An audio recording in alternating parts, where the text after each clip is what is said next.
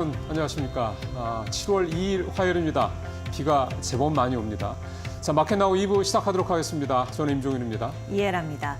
믿어지지 않으시겠지만 제가 굉장히 감성적인 사람인데 비 오는 날 그래서 좋아했거든요. 근데 네. 오늘은 조금 싫습니다. 시장도 같이 내려서인지 그런 마음이 좀 드네요. 예, 아무래도 뭐 날씨 탓을 전혀 안 할 수는 없긴 한데 사람 심리가 그러니까요. 근데 또 시장은 또 냉철하게 봐야 되겠죠. 장이 네. 좀 초반 좋지는 않습니다.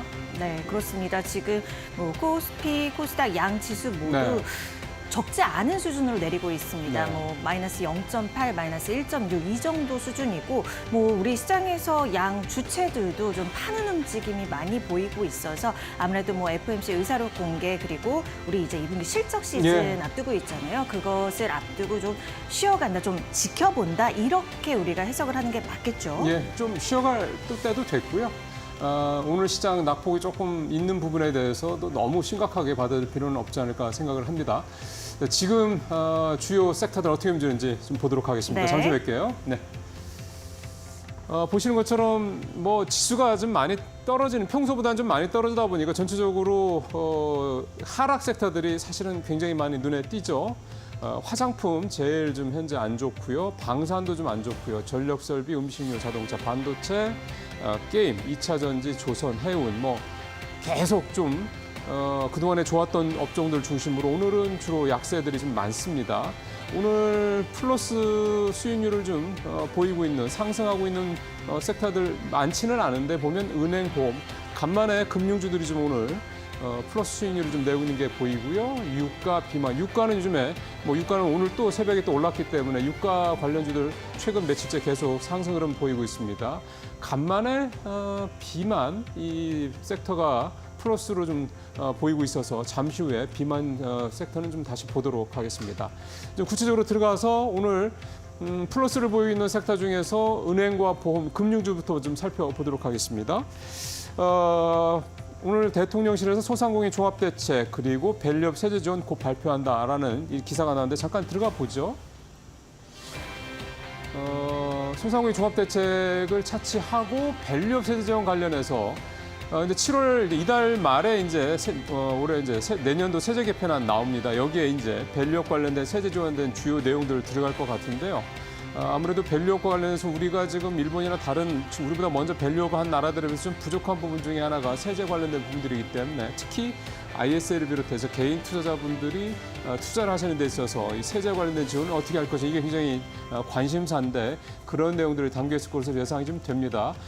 특히 오늘 은행주하고 보험주가 강세를 보이는 것 중에 하나는 딱히 보험주 쪽은 아닌데 은행주 쪽에서 신한금융지주 국내 이제 2대 두 번째 이제 금융지주 회사죠. 신한금융이 2조 원대 자사주를 소각할 것이다라는 내용이 지금 기사화된 게 아무래도 영향을 미치는 것 같습니다. KB금융이나 하나금융이 좀 밸류업 관련해서 먼저 치고 나온 것에 조금 이제 분발을 하듯이 신한금융이 대규모 자사주 소각을 검토하고 있다 이런 내용이 좀 나오고 있어요. 또 주가도 KB금융은 거의 뭐 8만 원 근처, 하나금융도 6만 원대 이렇게 들어가 있는 반면에 신한금융은 수익을 내는 거에 비하면 좀 작죠. 지금 뭐 4만 원대 정도니까요. 아무래도 그런 부분들이 이제 그동안에 좀 저평가되던 분이 밸류업에 대한 이런 어떤 정책을 통해서 좀 올라가지 않겠냐 이런 기대감들이 전체적으로 은행주와 보험주도 아닌 금융주들에 좀 영향을 미치고 있는 것 같습니다. 종목 한번 들어가 보겠습니다. 자, 제주은행 10% 가까이 올랐고 KB금융 여전히 좋습니다. 8만 원대 넘어서서 지금 이제 4%가 올랐고요. 푸른저축은행도 신한주주도 오늘 이제 앞서 말씀드린 이제 그 재료가 나온 회사인데 2.8% 나와서 지금 5만 원대 일단 육박을 하고 있습니다. 그럼에도 불구하고 KB금융 8만 원대 또 제일 밑에 하나금융도 있죠. 하나금융도 2%대 상승인데 6만 원대 넘어선 상황을 보면 확실히 이제 KB금융과 하나금융보다는 좀 주가는 상당히 좀 많이 좀 미흡한 그런 모습이긴 합니다. 아무래도 신한금융으로서는 자존심 문제도 있기 때문에 적극적인 밸류업 정책을 통해서 이제 끌어올리지 않겠냐 그런 기대감도 시장에서 나오고 있고 그게 이제 주가에도 반영이 된다 이렇게 볼 수가 있겠습니다. 보험업종도 잠시 후에 이제 종목을 좀 살펴보도록 하겠습니다. 보험업종도 마찬가지입니다. 역시 밸류업에 대한 기대감 충분히 좀 작용을 하고 있고요. 무엇보다 보험 관련주들 같은 경우는 금리와 관련된 부분 또 이슈도 있을 수 있죠. 워렌 버핏이 스위스의 보험사인 첩이라는 회사의 주식을 대거 매입했다는 것 관련해서 왜 요즘 같은 뭐 그 고령화 시대 보험주들한테는 별로 상황이 안 좋아지는데 왜 워렌 버핏이 보험사를 인수했을까라는 데 여러 가지 설왕설래가 있었는데 이 보험주들이 기본적으로 PBR이 낮죠. 그러니까 저평가되어 있다라는 부분들. 그래서 이제 밸류업 수혜주로 이제 인식이 되는 거기도 합니다만 또 하나는 이제 금리가 이제 향후에 내린다라는 전제를 봤을 때 보험사들이 자금 운용을 주로 채권으로 많이 하다 보니까 이 자본 수익을 좀 많이 거둘 수 있을 것이다. 이런 기대감도 사실은 보험주와 관련돼서 호재로서 예상이 좀 되고 있는 부분들입니다. 또 배당도 좀 많이 하죠. 이런 부분들 때문에 이제 워렌 버핏이 보험사를 인수한 거구나라는 그런 해석이 나오고 있는데요. 우리나라 보험주도 마찬가지입니다. 보험주 주가 한번 볼 수 있을까요? 흥국화재 3%대, 동양생명도 3%대, 메리츠금융지주도 2%대 후반, DB손해보, 하나손해보험 2%대 좀 보이고 있습니다. 동양생명 같은 경우는 우리금융 쪽에서 인수를 좀 추진한다 얘기가 나오고 있는 부분도 있어서 그런 부분도 좀 함께 참고해서 보실 필요가 있을 것 같습니다. 자, 지금 상승 섹터 두 군데 살펴봤고요.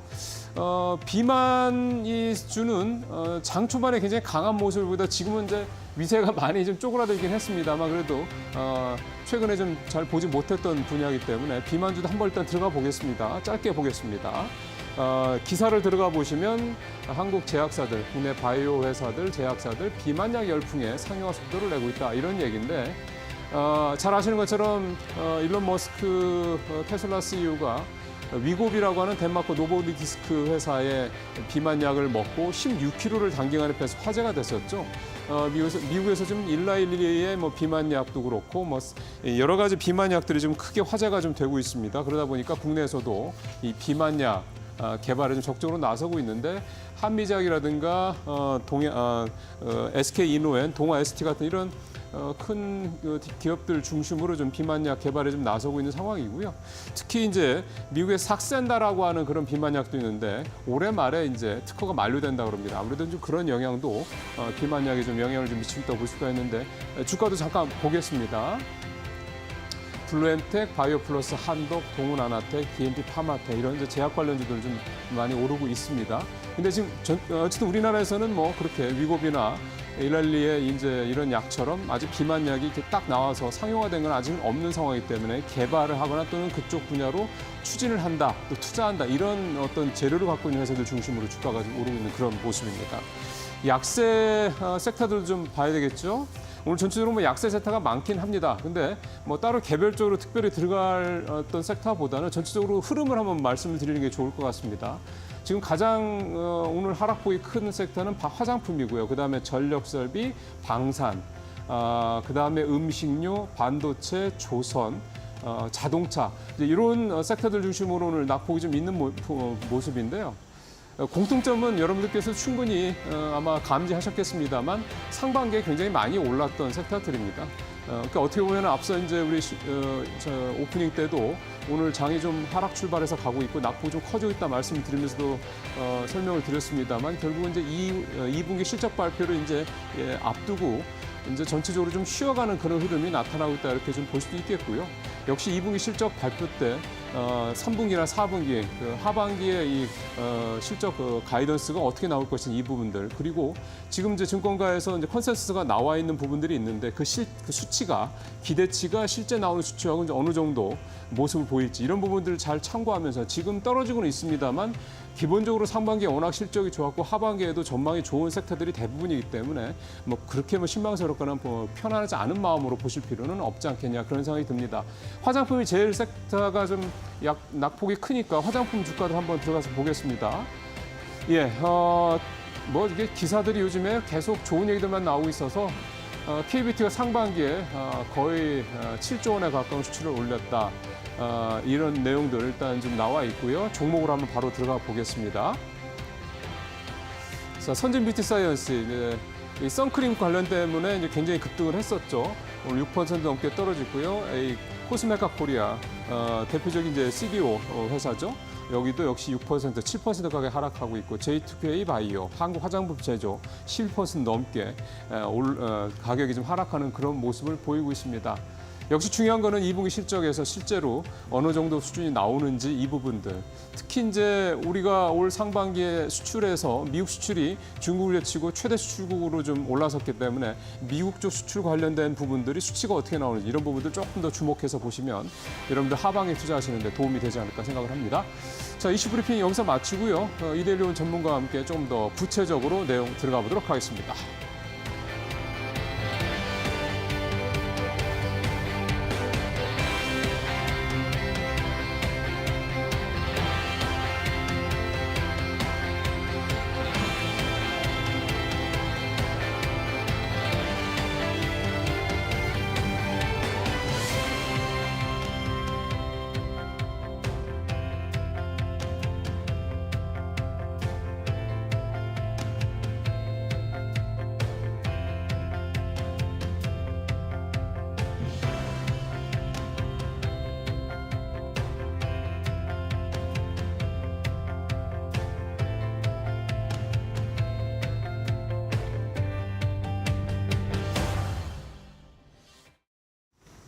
종목 얘기로 이어가 보겠습니다. 이데일리온 주태영 전문가와 함께합니다. 안녕하세요. 네, 안녕하십니까. 네, 시장 약세 움직임이 좀 짙어서요. 이 가운데 어떤 종목을 좀 살펴볼까 생각이 듭니다. 어떤 종목부터 우리 차트를 통해서 알아볼까요? 지금 버블 지금 올라오고 있는 게 은행주가 지금 강세인데요. 네. 예, 신한지주, 그 자사주, 그 소각 소식에 지금 많이 올라오고 있는 상황이고요. 관련주도 많이 올라오고 있는데, 자, 신한지주서부터 여러분들에게 먼저 그래프 네. 보면서 알려드리겠습니다. 신한지주요. 네. 자, 신한지주 밑에 있는 이 지지선들을 주목을 해주시면 이 밑에 있는 이 지지선들을 찍고 계속 반등이 나오는 모습을 보고 계시죠. 자, 그리고 후에 주가가 계속 이렇게 우상향으로 올라가고 있는 상황이었는데 여기 위에 있는 이 파란색 저항선, 이 삼각수렴 구간을 뚫고 올라가면서 밑에서 또 거래량이 또 동반이 돼서 상승하는 모습이 지금 나오고 있습니다. 예. 자, 자사주 소각 소식에 위에 있는 이 저항선, 이 파란색 저항선을 예전에 한번 찍었었는데 한 번 더 도전할 가능성이 아주 큰데요. 자, 지금 보시다시피 지금 연두색 저항선을 찍고 조정이 나오고 있는 그런 상황입니다. 자, 지금 상승하고 있는 상황에서 따라가기보다는 밑에 있는 지지선에서 한 번 더 여러분들 기다렸다가 대응을 하시는 게 어떨까 합니다.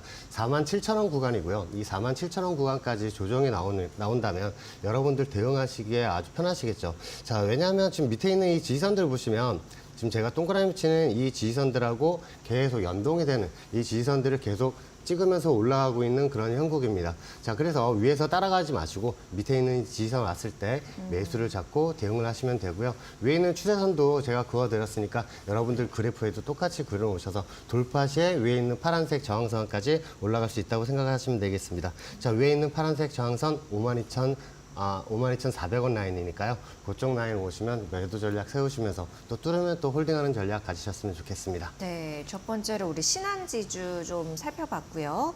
그 가격 라인도 제시를 해주셨습니다. 우리 은행주 하나 더 볼까요? 네. 네. 이번에는 어떤 기업 좀 볼까요? 자, 이번엔 KB은행을 한번 KB금융을 한번 네. 보도록 하겠습니다. 자, 이 KB금융, 마찬가지 지금 금융 관련주로 지금 같이 동반 상승하고 있는 그런 그림인데요. 자, 현재 위치가 어딘지도 여러분들 보시면서 현재 대응 전략을 삼으셨으면 좋겠습니다. 자, 이 KB금융도 마찬가지 밑에 있는 이 동그라미 친 이쪽 라인들하고 계속된 연결된 요 라인들을 지금 찍으면서 계속 반등해서 올라오고 있었죠. 자, 위에 있는 저항선들도 보시면 이 연두색 저항선들을 보시면 이런 식으로 삼각수렴을 하고 있다가 마찬가지 이 삼각수렴 저항선을 돌파가 나오면서 이렇게 거래량도 실리고 있는 그런 모습입니다. 자, 위에 있는 저항선 제가 그 추세 저항선 파란색 저항선까지 그어드렸는데 여러분들 위에 있는 저항선을 보시면 37,000원 87,000원 라인이 되겠고요. 이 87,000원 라인까지 충분히 올라갈 수 있는 그런 상황인데 현재는 지금 올라오고 있는 상황에서 따라하기보다는 제가 추세선을 하나 더 그어드려서 요 라인들 왔을 때 여러분들 매수 대응을 하셨으면 좋겠습니다. 81,000원 라인이고요. 이 81,000원 라인까지 오면 손절 8% 걸고 대응을 하셔서 위에 있는 정선까지 수익을 맛보셨으면 좋겠습니다. 네, 신한지주나 KB금융 지금 올라가는 추세에서 따라가기보다는 어떤 이제 적정선을 전해주셨거든요. 그 부분을 체크를 하셔야 될 것 같아요. 매수 접근하실 때는. 신한지주, KB금융 이렇게 은행 금융주 관련해서 우리가 알아봤고 또 상승 쪽에서 오늘 그렇게 상승하는 섹터가 보이지 않는 가운데에서도 좀 눈여겨볼 만한 종목이 있나 봐요. 네네. 네. 자, 아침에 이제 비만 관련주들이 네. 많이 올라갔죠. 어제도 엄청 올랐어요. 네. 미국에 삭센다라는 그 약품이 있습니다. 뭔지 알아요. 네네네. 저는 관심이 많아서. 네. 그래서 올해 그 독점권이 오늘 올해 마감이 된다고 하죠. 그래서 제약사들도 그렇고 이 비만 치료제, 이 관련 의약품 쪽에서 계속 그 러브콜이 오고 있는 그런 상황이고 개발하고 있는 업체들도 예. 지금 그 투자자들이 계속 주목하면서 보고 있는 그런 상황이 아닌가 싶습니다. 네. 자, 그 중에서도 제가 펩트론을 하나 가지고 나왔는데요. 자, 이 펩트론도 그 비만 관련 치료제를 지금 개발을 하면서 이제 공급을 하려고 그러고 있는 상황이죠. 자, 이 그래프를 보시면 여러분들 밑에서 있는 이 지지선들, 빨간색 지지선, 동그라미 친 지지선들을 계속 지지를 하면서 올라가고 있는 그 그림을 확인을 하실 수가 있습니다. 자, 위에 이 연두색 있는 요 라인들, 요 연두색 라인들 삼각수렴 구간을 돌파를 하면서 위에 있는 저항선까지 올라가고 있는 그런 모습인데요. 자, 여러분들이 지금 보시다시피 이 라인에서는 지지선, 저항선 중간 라인입니다. 이 지지저항선 중간 라인에서 매수 잡으시기보다는 밑에 좀 조정이 나오면 매수 잡는 게 어떨까 하고요. 이 펩트론 종목 자체가 하루에 등락폭이 엄청 크기로 되게 유명합니다. 예전에 밑에 요 라인 있죠? 이 밑에 2월 27일 날도 네. 15% 이상 떨어지다가 갑자기 꼬리 달고 다시 올라가는 그런 모습도 볼 수가 있습니다. 하루 만에요? 네. 네. 여기 있는 이 빨간색 지지선에서 위에 있는 빨간색 저항선, 요 차이가 30%가 넘습니다. 자, 그렇다면 요 라인에서 여러분들 중간에 들어가시면 큰 낭패를 볼 수가 있으니까 밑에 있는 지지선 하나 설정을 해드리겠습니다. 49,000원, 49,100원 라인에서 여러분들 조정이 나오면 매수를 한번 보시는 게 어떨까 하고요. 위에 있는 저항선은 나중에 올라갈 때 이 우상향 저항선이니까 똑같이 제 그래프하고 설정을 하시고 대응을 하신다면 좀 더 여러분들 계좌가 풍성해지지 않을까 그렇게 생각을 하고 있습니다. 네, 역시나 펩트론도 조정 시 매수 전략을 제시해 주셨고요. 어떤 또 기업을 우리가 또 살펴볼 수 있을까요? 자, 비만 관련 기업 중에 하나 더, 네. 그 바이오 플러스라는 종목을 또 가지고 바이오 나왔습니다. 플러스요. 자, 이 바이오 플러스 밑에 있는 지지선들 보면 이게 상장한 지 그렇게 오래된 기업은 아닙니다. 제가 이 그래프를 한번 보여드릴게요. 네. 자, 좀 더 축소를 해서 보면 이 기업 자체가 밑에 있는 지지선들, 요 라인들을 계속 지지를 하면서 옆으로 기고 있는 상황이었어요. 자, 그러다가 밑으로 뚝 떨어졌죠. 여기에 있는 라인들을 지지를 못하고 뚝 떨어지면서 밑에 있는 이렇게 연동되어 온 요 라인과 이쪽 라인들, 요 라인들이 연결되어 온 이 지지선들을 지금 찍고 반등이 나오고 있는 상황입니다. 자, 근데 현재 오늘봉으로 보시면 저항선을 찍었죠.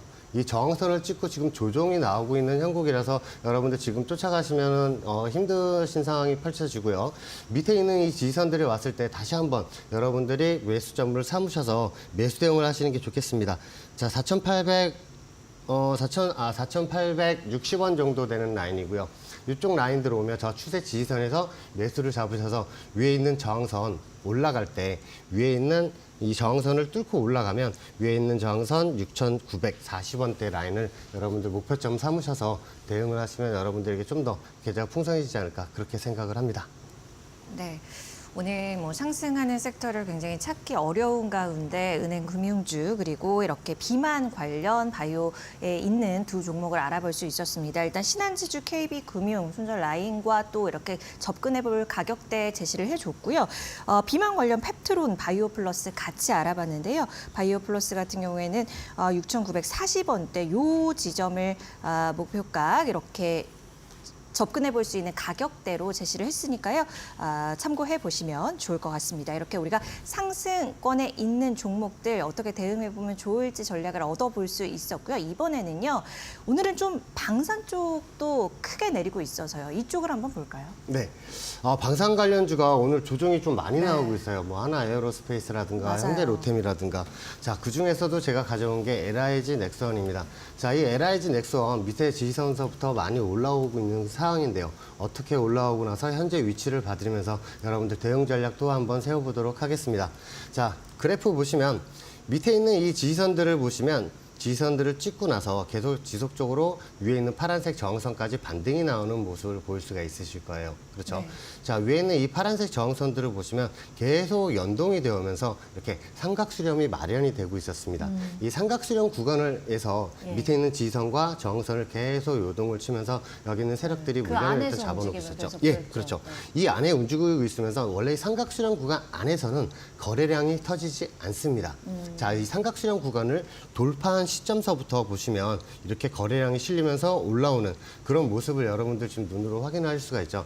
자, 이렇게 저항선을 뚫고 올라가면 거래량도 같이 올라가면서 저항선도 점점 올라가는 그런 모습도 보일 수가 있을 겁니다. 네. 자, 어떤 저항선을 지금 유심히 보셔야 하냐면 투자자들 입장에서는 이 파란색, 연동이 되어 있는 이 파란색 저항선을 여러분들 목표치로 보시고 현재 오늘 위치에서만 한번 보겠습니다. 네. 자, 현재 위치에서는 이 연두색 저항선을 지금 지속적으로 찍고 빠지고 있어요.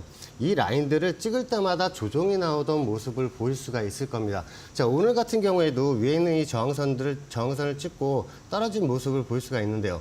자, 이 저항선을 찍고 밑으로 내려오면서 지지선이 가까이 오죠. 밑에 있는 라인. 빨간 지지선이요? 네, 빨간색 지지선입니다. 19만 3천 원 라인 지지선이고요.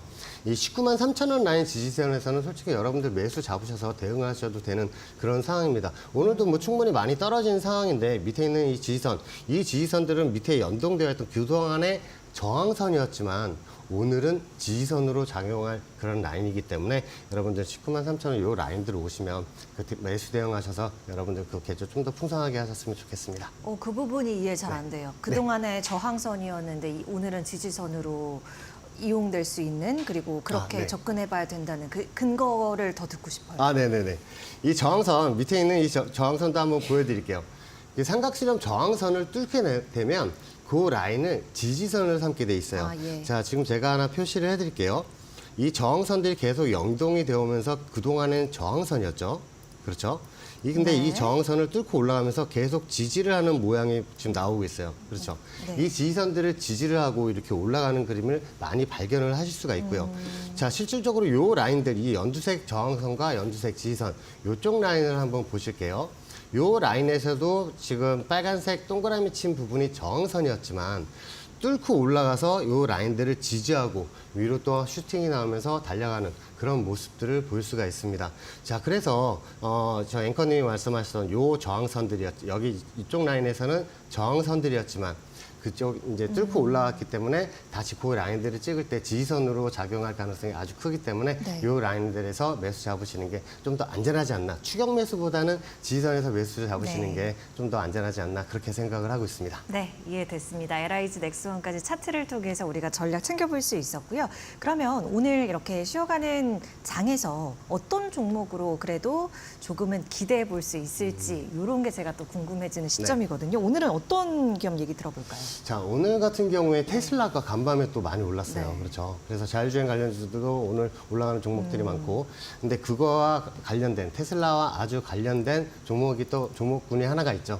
바로 2차 전지주입니다. 네. 자, 2차 전지 중에서도 제가 포스코 홀딩스를 가지고 나왔고요. 자, 저번 주 화요일에도 에코프로비엠을 가지고 나오면서 여러분들 지지선을 찍었다. 매수 관점이라고 말씀을 드렸는데 2차 전지 관련주들이 지금 많은 종목들이 지금 지지선을 찍고 반등을 모색을 하고 있습니다. 자, 그중에서도 제가 포스코 홀딩스를 가지고 나왔죠. 2018년도에 아르헨티나 염호를 인수를 하면서 13,500만 톤의 리튬이 매장이 돼 있다고 지금 나오면서 옆에 또 공장도 지으면서 올해 준공을 하면서 2만 5천 톤서부터 리튬을 네. 2030년도까지 42만 3천 톤까지 끌어올리려는 그런 발표도 했었죠. 네. 자, 이로해서 이제 리튬 매장한 거를 캐기도 하고요. 그리고 양극재, 음극재 소재, 그리고 리사이클까지 풀 밸류체인을 지금 현재 갖춘 유일한 기업이라고 할 수가 있습니다. 자, 이 유일한 기업 그래프가 어떻게 흘러가는지도 한번 보면서 여러분들에게 매수점부터 잡아드리고 목표치도 또 알려드리도록 하겠습니다. 자, 지금 그래프를 보시면 여러분들이 주목하셔야 되는 라인들을 먼저 제가 알려드릴게요. 네. 자, 네. 잠시만요. 네, 지금 포스코 홀딩스 차트 함께 보시고 2차 전지 풀 밸류 체인을 갖췄다 이렇게 평가하는 하시면서 이 차트로 조금 더 내용을 네. 더 살펴주시려나 봐요. 네. 예, 차트를 보시면서 차트 제가 또 볼까요? 말씀을 네. 드리겠습니다. 자, 밑에 있는 요 라인, 요쪽 저항선들이 보이실 겁니다. 네. 요 저항선, 이 저항선에서는 저항선을 작용을 했어요. 좀 전에 이제 앵커님이 또 말씀하셨다시피 요 라인들을 뚫고 올라가면 지지선으로 바뀌느냐고 또 궁금해 하셨었죠. 자, 뚫고 올라가서 요 날이죠. 요 날 7월 13일 날 지지를 삼고 위로 쭉 슈팅해서 올라가는 모습을 볼 수가 있을 겁니다. 예. 자, 쭉 찍고 올라가고 난 후에 흐름이 어떻게 흘러가냐면 위에 있는 저항선들을 찍고 나서 계속 조정이 나오는데 자, 우리가 주목해야 하는 그 라인들은 요쪽 제가 동그라미 치는 요 라인들을 계속 지지를 하면서 반등을 계속 모색하고 있었다는 점이죠. 자, 그리고 저는 이제 또 주목해야 할 점이 위에 있는 저항선들이 점점 낮아지면서 삼각수렴 구간이 좁아지고 있는 그런 상황이었어요. 자, 삼각수렴 구간이 좁아지고 있는 상황에서 제가 좀 더 확대를 해서 보여드리겠습니다. 자, 삼각수렴 구간이 점점 좁아지면서 이 수렴 구간이 더 이상 일봉들이 거기 안에서 머물 데가 없어지는 지금 상황도 나오고 있는 상태죠. 자, 그런데 어제 포스코홀딩스가 저항선을 찍고 큰 양봉을 하나 나왔어요. 그렇죠? 네. 자, 네. 네, 지금 다시 이제 네. 화면 저희가 조정해 드릴 테니까요. 말씀은 계속 네. 이어주시면 되겠습니다. 네, 저항선을 뚫고 올라와서 네. 밑에 있는 이 지지선들을 오늘 음봉으로 찍으러 내려오고 있는 네. 그런 상황입니다. 자, 그래서 음봉 찍으러 내려오는 그 상황에는 여러분들 그 매수점을 타점을 또 알아드리려고 예. 하는데요. 자, 밑에 있는 지지선들을 알려드리면 36만 7천 원서부터 오늘 밑에 있는 이 지지선인 36만 3천 원 라인까지 여러분들 매수를 손절 마이너스 8% 걸고 대응을 하시면 되겠습니다. 자, 밑에 있는 이 삼각수렴 구간을 뚫고 올라와서 지지를 삼고 있는다는 거는 한 번 더 슈팅 구간이 마련이 됐다는 뜻이거든요. 자, 예전에 이쪽 라인에서도 보시다시피 저항선을 뚫고 나서 올라가는 모습을 아까도 제가 보여드렸는데요.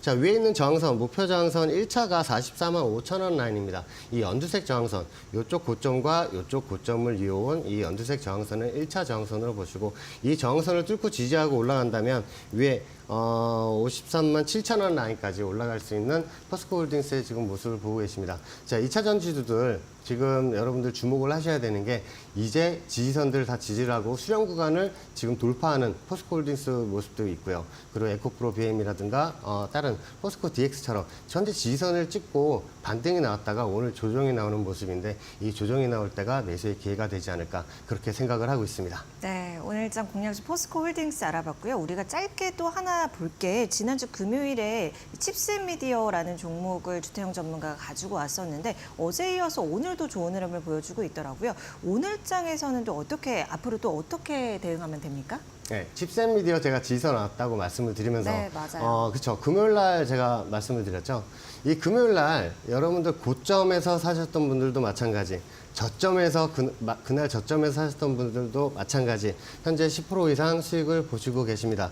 자, 칩셋 미디어 어제 같은 경우에는 7%가 올라왔고요. 그렇죠. 어제 월요일날 7%가 올라왔고 네. 오늘도 장중에 3%가 넘어가는 그 움직임이 나오고 있는데 금요일날 사셨던 분들은 현재 10% 이상 이렇게 수익을 보시고 있는 그런 상황이고요. 자, 위에 있는 저항선도 오늘자 저항선을 알려드리겠습니다. 24,150원이 되겠고요. 이 저항선은 여러분들 매도하시는 저항선이 아니라 뚫어야 되는 저항선으로 여러분들 인식을 하시고 대응을 하시면 되겠고요. 자, 위에 있는 저항선 같은 경우에 27,400원 라인입니다. 자, 칩셋 미디어 오늘도 테슬라가 올라갔죠. 제가 테슬라 저항선을 뚫고 올라가면서 역헤드앤 숄더 오른쪽 어깨 라인을 만들고 있다고 말씀을 드리면서 상방 차트로 말씀을 드리면서 제가 공략주로 칩셋 미디어를 가지고 나왔는데 마찬가지 네, 테슬라와 같이 이렇게 오르고 있는 자율주행 관련주의 모습입니다. 네, 알겠습니다. 칩셋 미디어까지 어떻게 대응하면 될지 점검까지 도와주셨어요. 고맙습니다. 오늘 주태영 전문가와 함께했습니다. 네, 감사합니다.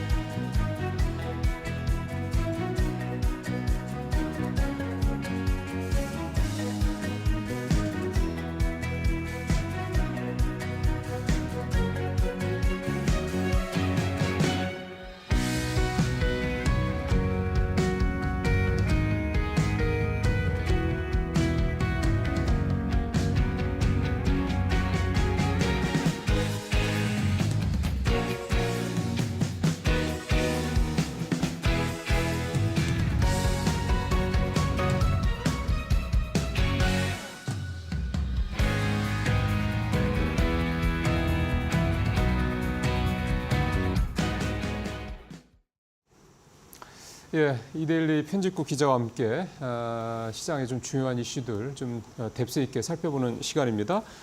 매주 화요일 날은 마케딘 권서현 센터장 모시고 얘기 나눠보고 있습니다. 어서 오십시오, 센터장님. 네, 안녕하세요. 예, 오늘 시장이 좀 M&A 시장 얘기를 좀 네. 해보죠. 지난주 M&A 시장의 큰 관심사 중에 하나가 우리금융. 요즘에 우리금융이 이제 다른 뭐 회사를 이렇게 인수하려는 움직임들이 많아서 약간 관심사인데 보험사 M&A 관련해서 우리금융이에요. 네. 이게 가장 큰 화두였다고 그러더라고요. 네, 핵이었죠. 지난주 초에 우리금융이 이제 동양생명과 ABL 생명을 인수하는 방안을 추진 중이다라는 이제 보도가 나왔고 이거에 대해서 우리금융 지주가 아주 빠른 속도로 확인을 해줬습니다. 맞다. 그러니까 같이 인수한다는 거죠. 그렇죠. 두 이제 보험 생명사를 이제 생명사를, 같이 예. 인수한다는 건데 이게 왜 가능하냐면 동양생명은 다자보험이라는 그러니까 중국의 다자보험이 42%를 보유해서 이제 최저주주로 있고요. 다자보험의 계열사 중 하나가 이제 안방보험이거든요. 안방보험이 또 3.33%를 갖고 있어서 이제 2대 주주로 있어요. 그리고 ABL 생명은 또 다자보험이 태제주주라서 이 우리금융 지주가 이 중국의 다자보험 그룹과 비구속적 양해각서를 체결하고 이제 실사를 착수하겠다는 건데 우리 여기 관심이 있으니까 한번 들여다볼게. 약간 이렇게까지 이제 좀 양사 간에 합의가 된 거죠. 그래서 이게 이 보도가 나오고 마침 지난주가 롯데손해보험 이제 본입찰 주간이었거든요. 근데 거기 원래 롯데손해보험을 우리금융이 인수하겠다고 실사하고 막 그러지 않았어요? 그렇습니다. 이게 예비 입찰에도 이제 참여를 해서 우리금융이 한 2달 정도 실사를 했었거든요. 그래요? 근데 네. 롯데손보에 대해서는 이제 이 워낙에 이제 몸값이 컸으니까 시장에서는 금융주주, 국내 금융주주 한 곳은 좀 들어갔어야 됐고 뭐 거기에 이제 사모펀드나 이런 데들이 이제 컨소시엄으로 들어가야 이 가격을 맞출 수 있지 않겠냐라는 생각을 했었고 우리금융지주가 사실은 유력한 원매자로 꼽히긴 했었거든요. 근데 이게 이제 본입찰하는 주간 초에 동양생명과 ABL생명 뭐 이제 사내 만에 이러고 있으니까 시장에서는 그러면 롯데손보는 들어갈 여력이 없을 텐데라고 이제 생각을 자연스럽게 하게 됐고 왜냐면 세 개를 다 살 수는 다 없을 테니까. 살기는 힘들죠. 네. 근데 결국 롯데손보 본입찰은 안 하기로 했다라고 이제 발표를 했는데 실사를 해보니까 롯데손보의 이제 시장 가격 그리고 뭐 경영 상황 그리고 미래 성장 가능성 뭐 이런 걸 다 고려를 해봤는데 인수 대상으로는 적절하지 않다라고 이제 간략하게 설명을 하면서 손 떼겠다라고 발표를 했는데 그래서 결국 롯데손보 입찰에는 국내 금융사는 한 곳도 참여하지 않았고요. 외국계 사모펀드가 한두 곳 정도 들어온 걸로 알려져 있습니다. 근데 지금 말씀하신 우리금융이 롯데손보 본입찰 참여 안 하겠다고 밝혔던 내용들, 시장 가격, 경영 상황, 미래 성장 가능성 되게 이제 되게 원론적인 얘기들인데 맞습니다. 그렇죠. 제일 큰 이유는 아무래도 시장 가격인 것 같아요. 이게 돈 때문에 그렇다. 그렇죠. 롯데손보가 워낙에 약간 몸값이 좀 비싸다는 평가들이 좀 있었거든요. 그건 이제 나중에 따로 말씀을 드리겠지만 예. 우리금융 지주가 얘기했던 우리가 M&A 하는데 쓸 수 있는 금액 자체도 금액이라고 밝힌 것 자체도 2조가 안 넘었기 때문에 근데 롯데손보는 최소 2조 그리고 많으면 이제 3조까지도 좀 바라봤던 상황이라서 조금 이제 덩치가 큰 물건이긴 했습니다. 뭐 우리금융 지주가 뭐 무한정 돈을 갖다 쓸 수는 그렇죠. 없을 테니까.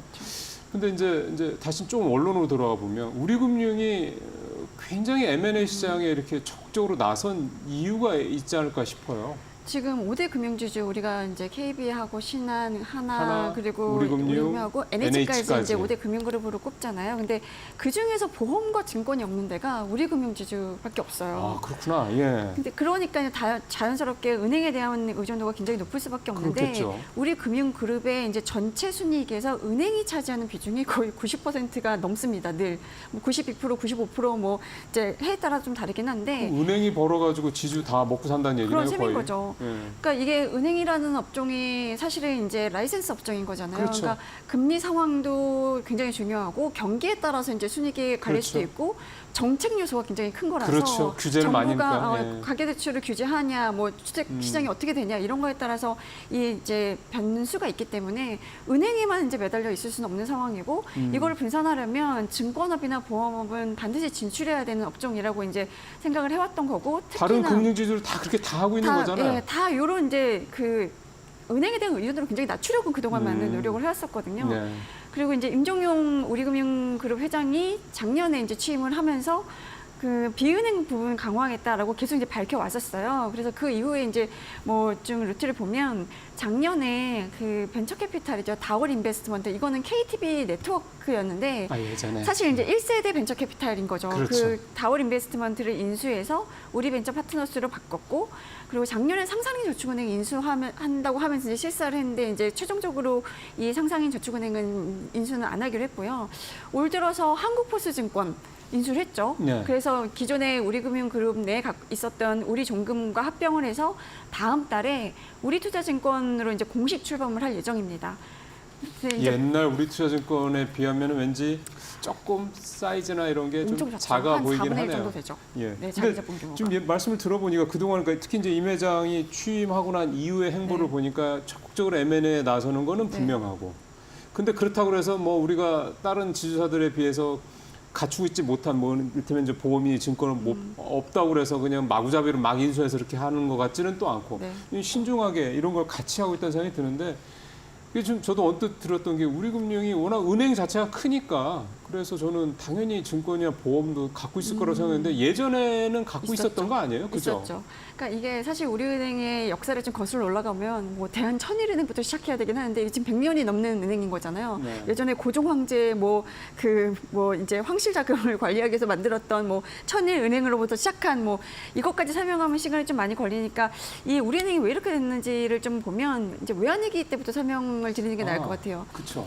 1998년에 우리 이제 IMF 외환위기를 네. 이제 맞았을 때 그때 워낙에 뭐 대기업들 많이 무너지고 이러면서 기업 대출해줬던 은행들도 많이 위험해졌고 그때는 사실 가계대출이라는 개념이 없었잖아요. 맞아요. 상업금융밖에 없었죠. 예, 네. 뭐 기업 대출이었는데 그때 이제 뭐 은행들 많이 힘들어졌었죠. 그 중에 부실은행이었던 하늘은행과 상업은행이 대등합병해서 탄생한 게 한빛은행이었고 한빛은행. 그렇죠. 한빛은행이 출범한 이후에 뭐 평화은행, 경남은행, 뭐 광주은행, 하나로종금이 이제 편입이 되면서 우리 금융 지주 아래 이제 다 이제 계열사로 편입이 됐었는데요. 이렇게 이 은행들을 편입해서 우리 금융 안에 넣고 이걸 정상화시키는 데 들어간 공적 자금이 12조 8천억 원 정도 됩니다. 그러니까 국민의 세금이. 혈세가 들어간 거죠. 네. 그러니까 은행을 망하게 할 수는 없잖아요. 그럼요. 은행의 네. 그 기업 대출한 그 자금은 이제 국민들의 예금, 적금이었던 거기 때문에 근데 이제 공적 자금을 투입했으니까 회수를 해야 되는데 사실 이제 정부가 2004년부터 한 4차례에 걸쳐서 블록 세일을 했었어요. 그러니까 블록 세일이라는 거는 시장이 아니라 이제 장 외에서 이제 대규모로 누군가한테 네. 파는 걸 말하는 건데 뭐 그렇게 블록 세일을 해서 일부 이제 보유 지분을 매각을 했었는데 2010년부터는 이제 통으로 지분을 매각하기 위해 시도들을 좀 했었거든요. 근데 계속 실패를 합니다. 이게 워낙 이제 사이즈가 뭐 커서 그렇구나. 사이즈도 네. 컸고 입찰에 참여한 금융사들이 이게 우리나라는 이제 금융사 특히 은행을 인수하려면 자격을 갖춰야 되거든요. 그리고 이제 대주주 적격 심사를 받게 되어 있잖아요. 근데 규제가 많은 산업이니까. 맞습니다. 네. 근데 자격을 못 갖췄거나 경영권을 인수해서는 그러니까 나 경영권은 싫고 그냥 소수지분만 갖고 싶다 이런 입찰자들이 좀 대부분이었기 때문에 네. 그래서 이제 실패를 하다가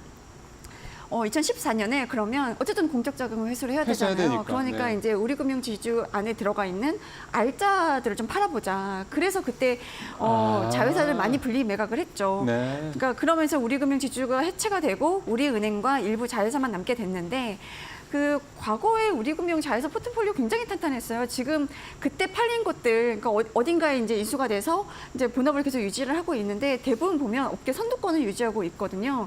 그러니까 예를 들어 이제 광주은행은 JB금융이 안겼고, 경남은행은 BNK금융그룹이 안겼는데 다들 지방은행으로 탄탄히 사업을 하고 있고. 지방은행들 좋잖아요. 그렇죠. 실적도. 네. 그리고 이제 우리투자증권은 NH금융그룹이 가져와서 NH투자증권이 NH로 됐고 갔었구나. 지금 네. NH투자증권은 자기 자본 규모로 보면 미래에셋, 한토증권 다음으로 이제 3위. 굉장히 이제 IB도 잘하고 있고요. 탄탄한 회사로 컸네요. 그렇죠. 네. 우리 선물은 NH선물로 바뀌었고 우리 아비바 생명은 이제 그때 DGV 생명이 가져가서 이제 IM 지금 이제 이름이 바뀌었잖아요. DGV 그룹 자체가 지금 IM이라는 이제 그 CI로 다시 바꿨는데 그래서 옛날- IM 라이프가 예, 되어 있고 예. 우리 파이낸셜은 이제 KB 캐피탈로 바뀌어 네. 있고 우리금융저축은행은 NH저축은행 그리고 우리 FNI는 대신 FNI 지금 이제 FNI 같은 경우는 NPL 사업하는 데인데 지금 NPL 시장이 또 워낙 커지다 보니까 이 대신이 가져간 이 대신 FNI도 굉장히 이제 잘 나가고 있는 상황인데 NPL은 부실채권 맞습니다. 처리하는 네, 네. 그 회사 말씀이시죠? 네. 지금 이 중에서 이제 이렇게 자회사들 판 것 중에 가장 아까운 걸 두 개를 꼽으라고 하면 이제 단연 우리투자증권과 우리 아비바 생명이라고들 이제 얘기를 하고 있는데 증권과 보험. 그렇죠. 그게 제일 아까웠다. 네. 예. 그래서 뭐 어쨌든 2016년에 예보가 갖고 있던 지분을 쪼개서 이제 분산 매각하는 방식을, 그러니까 통으로 매각이 안 되니까 분산 매각하는 방식을 도입해서 그때는 7개사에 쪼개서 이제 지분 매각을 했고요. 그러면서 이제 민영화에 일부 성공을 했고 2019년에 우리금융지주가 다시 출범을 합니다.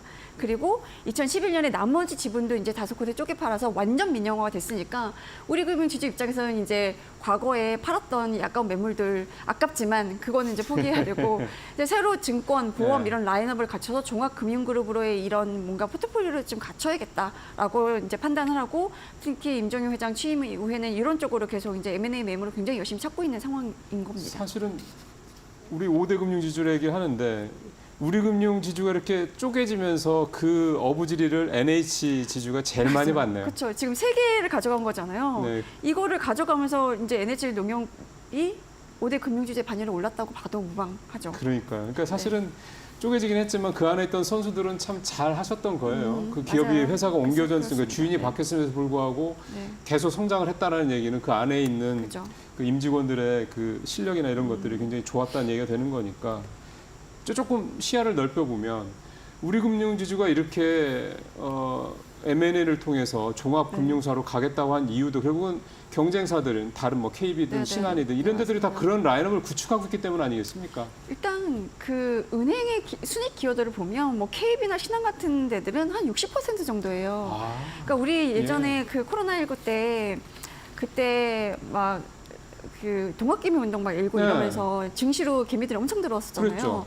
그때 KB나 신한 뭐 이런 데들은 하나도 마찬가지고 그 증권 쪽에서 이제 순익 기여도 굉장히 높아지고 이랬었는데 이거를 우리금융지주는 이제 못 누렸던 증권사 거죠. 없으니까. 근데 이제 금융지주가 성장해온 이 이제 역사를 보면 이 과감한 M&A가 굉장히 결정적이었거든요. 그러니까 KB 같은 경우는 윤종규 회장이 사실 이런 뭐 공격적이고 과감한 M&A를 통해서 이 KB금융을 리딩 금융그룹으로 이제 성장시킨 그 요인 중에 하나였는데 윤종규 회장 같은 경우는 LIG 손보로 시작해서 현대증권도 인수했고요.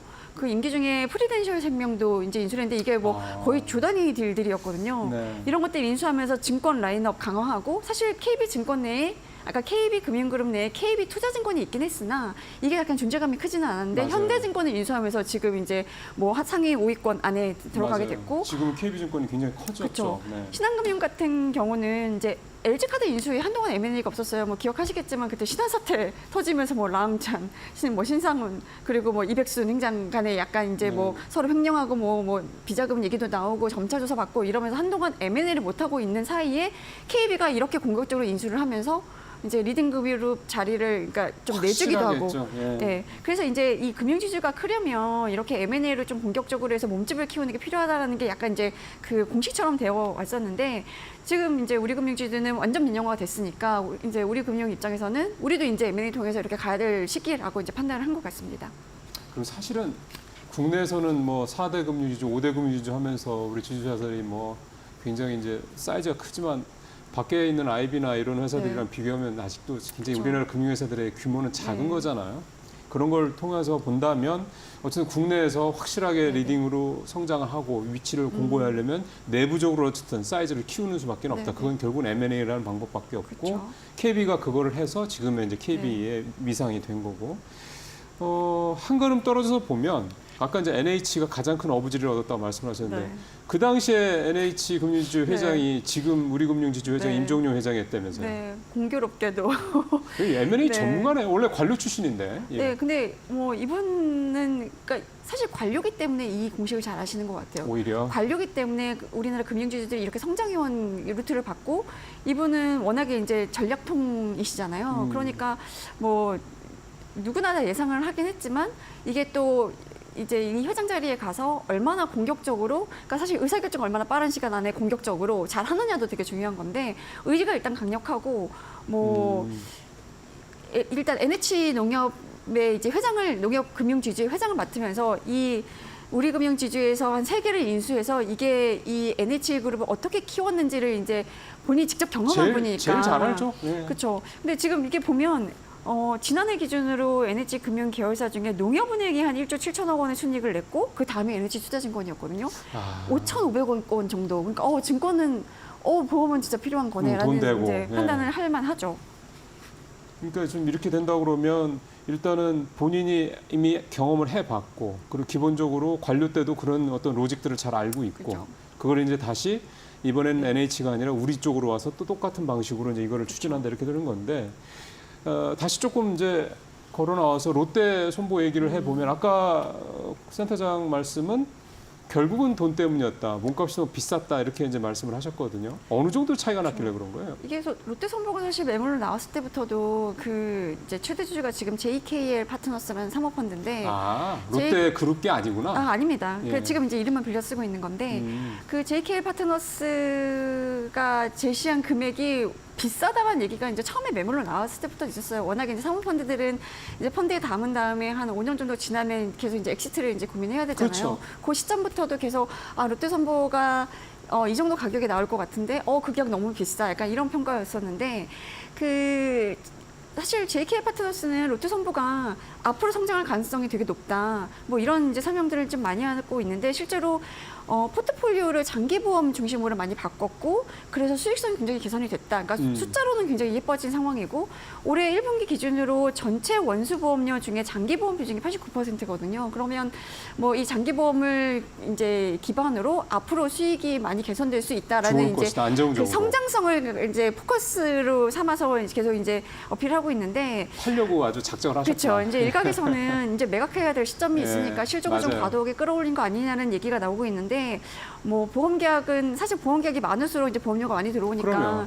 보험 계약 늘리기 위해서 시책을 과하게 지급한 거 아니냐는 얘기도 있어요. 그 시책이라는 게 예, 시책이 뭐예요? 보통 우리가 이제 보험 상품은 보험 판매, 그러니까 설계사들이 이제 보통 팔잖아요. 그렇죠. 그러면 설계사들한테 수수료를 지급하게 되어 있는데 그렇죠. 수수료 이외에 별도로 지급한 수당을 시책이라고 하거든요. 뭐 예를 들어 어느 정도 이제 판매량을 채웠다 그러면 이제 플러스 알파처럼 추가 보너스처럼 이제 주는 건데 이런 시책을 많이 지급하니까 이제 기를 쓰고 이제 설계사들이 이제 당연하죠. 보험 계약을 뭐 해오기도 하고 일각에서는 이 계약을 돈 주고 산다라는 얘기가 나올 정도로 그럴 것 같은데요. 그러니까 이제 이 업매자들 입장에서는 지금 이제 숫자로 보여지는 게 이게 이제 실체에 대한 의구심을 좀 갖고 있는 것도 있고 일단 몸값 같은 경우는 처음에 이제 JK 파트너스가 3조 원은 받아야겠다. 그러니까 사실 공식적으로 이거는 뭐 3조 몇천억 이렇게 밝힌 건 아닌데 내심 우리가 생각하는 가격은 얼마야라고 얘기했던 게 이제 한 3조 원 정도였고 혹시 JKL 파트너스가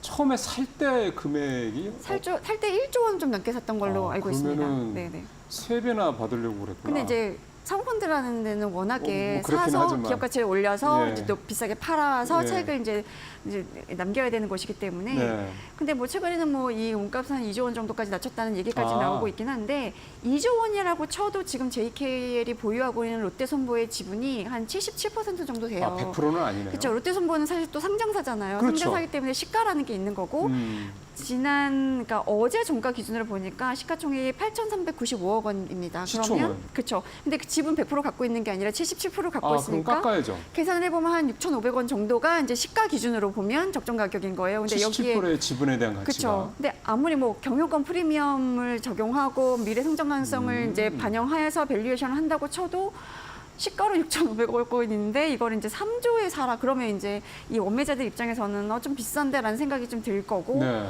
그 우리 금융그룹이 아까도 이제 말씀을 잠깐 드렸지만 비은행 M&A 투자 여력 우리 얼마다라고 밝혔던 게 1조 8천억 원 수준이었었어요. 차이 많이 나네요. 이제 롯데선보를 이제 삼키기에는 조금 버거운 매물이라는 판단을 좀 한 것 같습니다.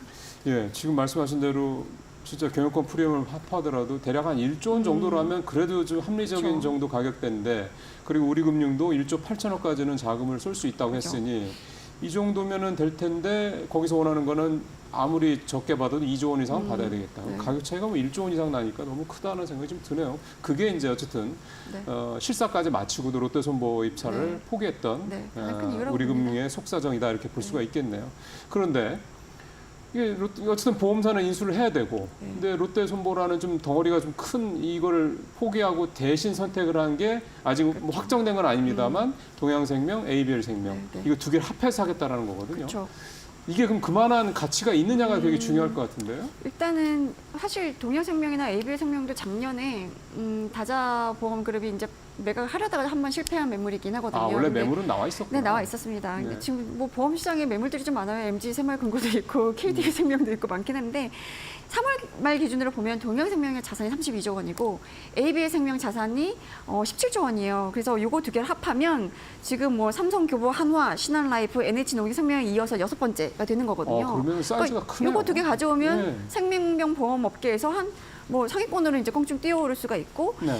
이 순이익을 보니까 동양생명이 지난해 3천억 원 가까운 순이익을 올렸거든요. 이게 네. 사상 최대 기록이었습니다. 그리고 올해 1분기에도 885억 원이니까 뭐 단순 산술 계산하면 이제 작년보다도 이제 늘어날 수 있는 가능성이 좀 있는 거고. 그러게요. 뭐 동양생명 보니까 저축성 보험 비중 좀 줄이고 뭐 보장성 보험 중심으로 사업 고전 전하는 것도 굉장히 높게 평가했다고 하고요. 이 보험사의 미래 수익성을 보는 지표가 보험 계약 마진이라는 거거든요. CSM이라는 건데 이게 3월 말 기준으로 2조 6,900억 원 이런 정도면 굉장히 이제 좋은 양호하다라고 거예요. 보고 있고 자산 건전성 지표도 굉장히 중요하잖아요. 그럼요. 네.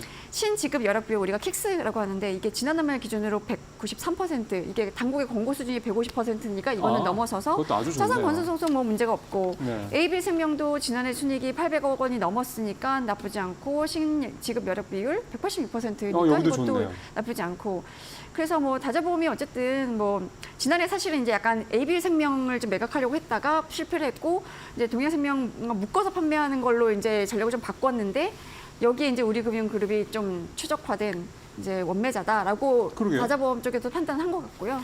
이게 좀 잘 되면 이제 뭐 하반기 정도에 글쎄, 본격적으로. 네, 인수가 이루어지지 않을까 싶습니다. 네, 여기도 실사 뭐 한두 달 또 해야 될 네, 테니까. 그렇죠. 그런데 이 동양생명이랑 ABL생명 합쳐서 대략 어느 정도 매각 금액이 그런 게 시장에서 그러니까 아직은 나오나요? 매각 금액이 이제 뭐 거론되고 있지는 않은데 이것도 실사해보고 나서 보통 우리가 이제 에비타 기준 몇 배 이런 식으로 이제 적용을 하잖아요. 근데 워낙에 우리 금융지주가 1조 뭐 8천억 원 뭐 이렇게 제시해놓은 게 있으니까 시장에서는 1조 원대 후반이 되지 않겠냐라는 얘기를 하고 있긴 하는데 합쳐서. 아직은 이제 구체적으로 중국 쪽에서 원하는 가격이 얼마냐 이런 게 아. 알려진 건 없어서 뭐 이거는 조금 이제 시세가 진행되는 과정을 좀 봐야 될 것 같습니다.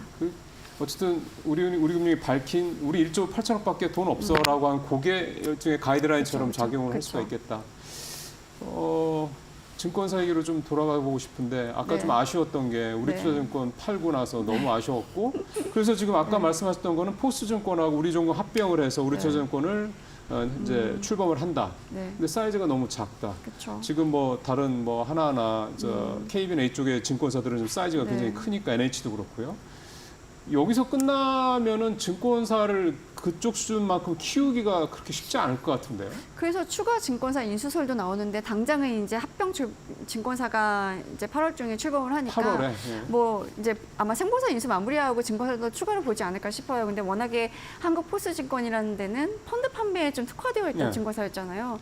자기 자본 규모도 별로 안 됐고 이래서 지금 우리증금이랑 요 한국포스증권 합병 법인의 자기 자본 규모가 1조 1,500억 원 정도밖에 안 되거든요. 그러니까 네. 업계로 보면 18위 정도밖에 안 돼서 뭐 예탁 자산도 10조 원밖에 안 되고 그리고 일단 기본적으로 증권업을 하려면 뭐 IB도 하고 증권 이제 그 브로커리지도 하고 이러려면 라이센스가 필요한데 지금 한국포스증권이 갖고 있는 라이센스는 주로 펀드 투자 매매업, 그러니까 펀드에 관련된 투자 중개업 거기다 신탁업 요 정도예요. 그래서 이제 제대로 증권을 파려면 증권과 장외 파생 상품에 대한 투자 매매업 그리고 투자 중개업 이런 라이센스가 필요하거든요. 근데 이건 사실 이제 당국에 뭐 요건을 맞춰서 신청을 하면 당국으로도 직접 받을 수도 있지만 그냥 다른 증권사를 인수하는 게 뭐 자기 자본 규모라든가 라이센스를 얻기에 조금 빠르지 않겠냐라는 얘기들이 좀 나오고 일단 자기 자본 규모를 늘려서 이제 그 임동영 회장이 밝힌 것 중에 하나가 10년 내에 10위권 대형 증권사를 만들겠다라고 10년 했는데 내. 시간이 10년이 사실은 긴 것 같지만 그렇게 길지도 않거든요. 그렇죠. 이 초대형 투자은행 되려면 자기 자본 4조 원 이상 이렇게 갖춰야 되기 때문에 계속 이제 유상증자를 해서 자기 자본 규모를 늘리거나 아니면 이제 인수해 오는 게 이제 맞는데 그래서 아마 한국포스증권 이제 작은 증권사나 인수한 이후에 다른 증권사들도 계속 매물을 좀 보지 않겠냐라는 얘기가 좀 나오고 있습니다. 나온 건 있어요. 아직은 없는데 증권사도 사실은 지금 뭐 매물 상황이 이렇게 여의치는 않거든요. 그리고 이제 뭐 좀 이제 그 여러 그러니까 증권사마다 특화되어 있는 이제 분야가 있기 그렇죠. 때문에 종합증권사 그러니까 상위 한 6개의 종합증권사 외에는 그 특화되어 있는 부분을 이제 보고 들어가야 돼서 아마 이제 포스증권이랑 겹치지 않는 부분 그리고 라이센스가 어느 글쎄요. 부분이 필요한지 이런 걸 아마 보고 들어갈 것 같아요. 알겠습니다.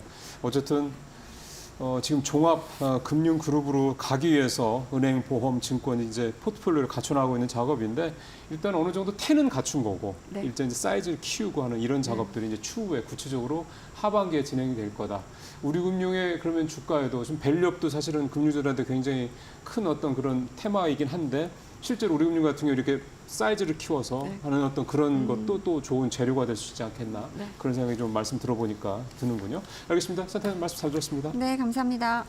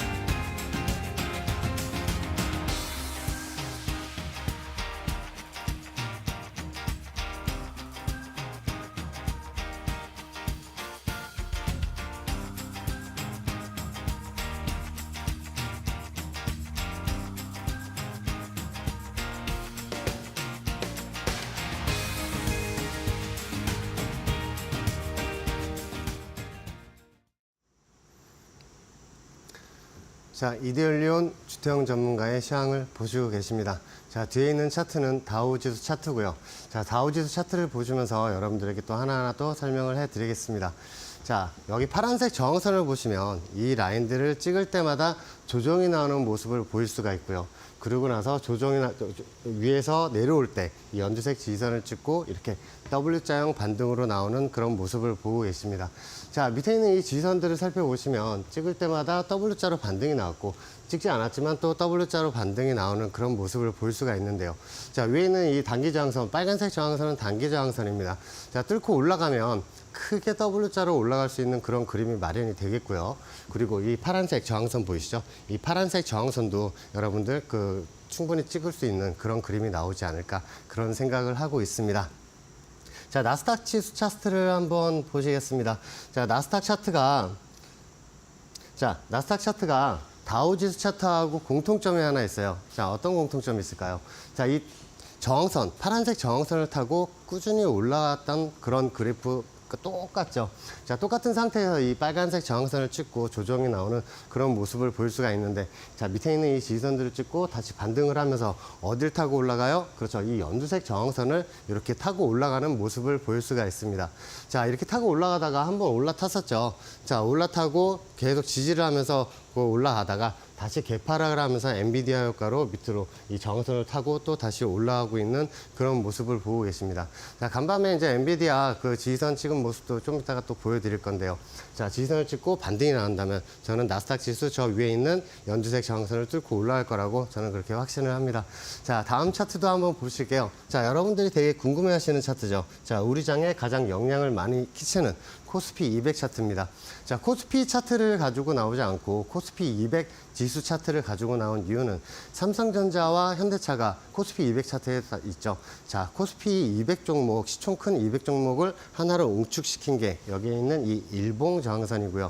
자, 삼성전자가 올라가면 반도체 관련주들, 그리고 갤럭시 관련주들, 그리고 현대차가 올라가면 같은 자동차 관련주들이 같이 올라가면서 지수를 다시 같이 끌어올리는 효과가 있겠죠. 자, 그래서 여러분들 코스피 차트보다는 저는 코스피 200 차트를 여러분들 보시면서 대응을 하시는 게 장을 좀 더 읽기에 편하지 않으실까 그런 생각을 하고 있습니다.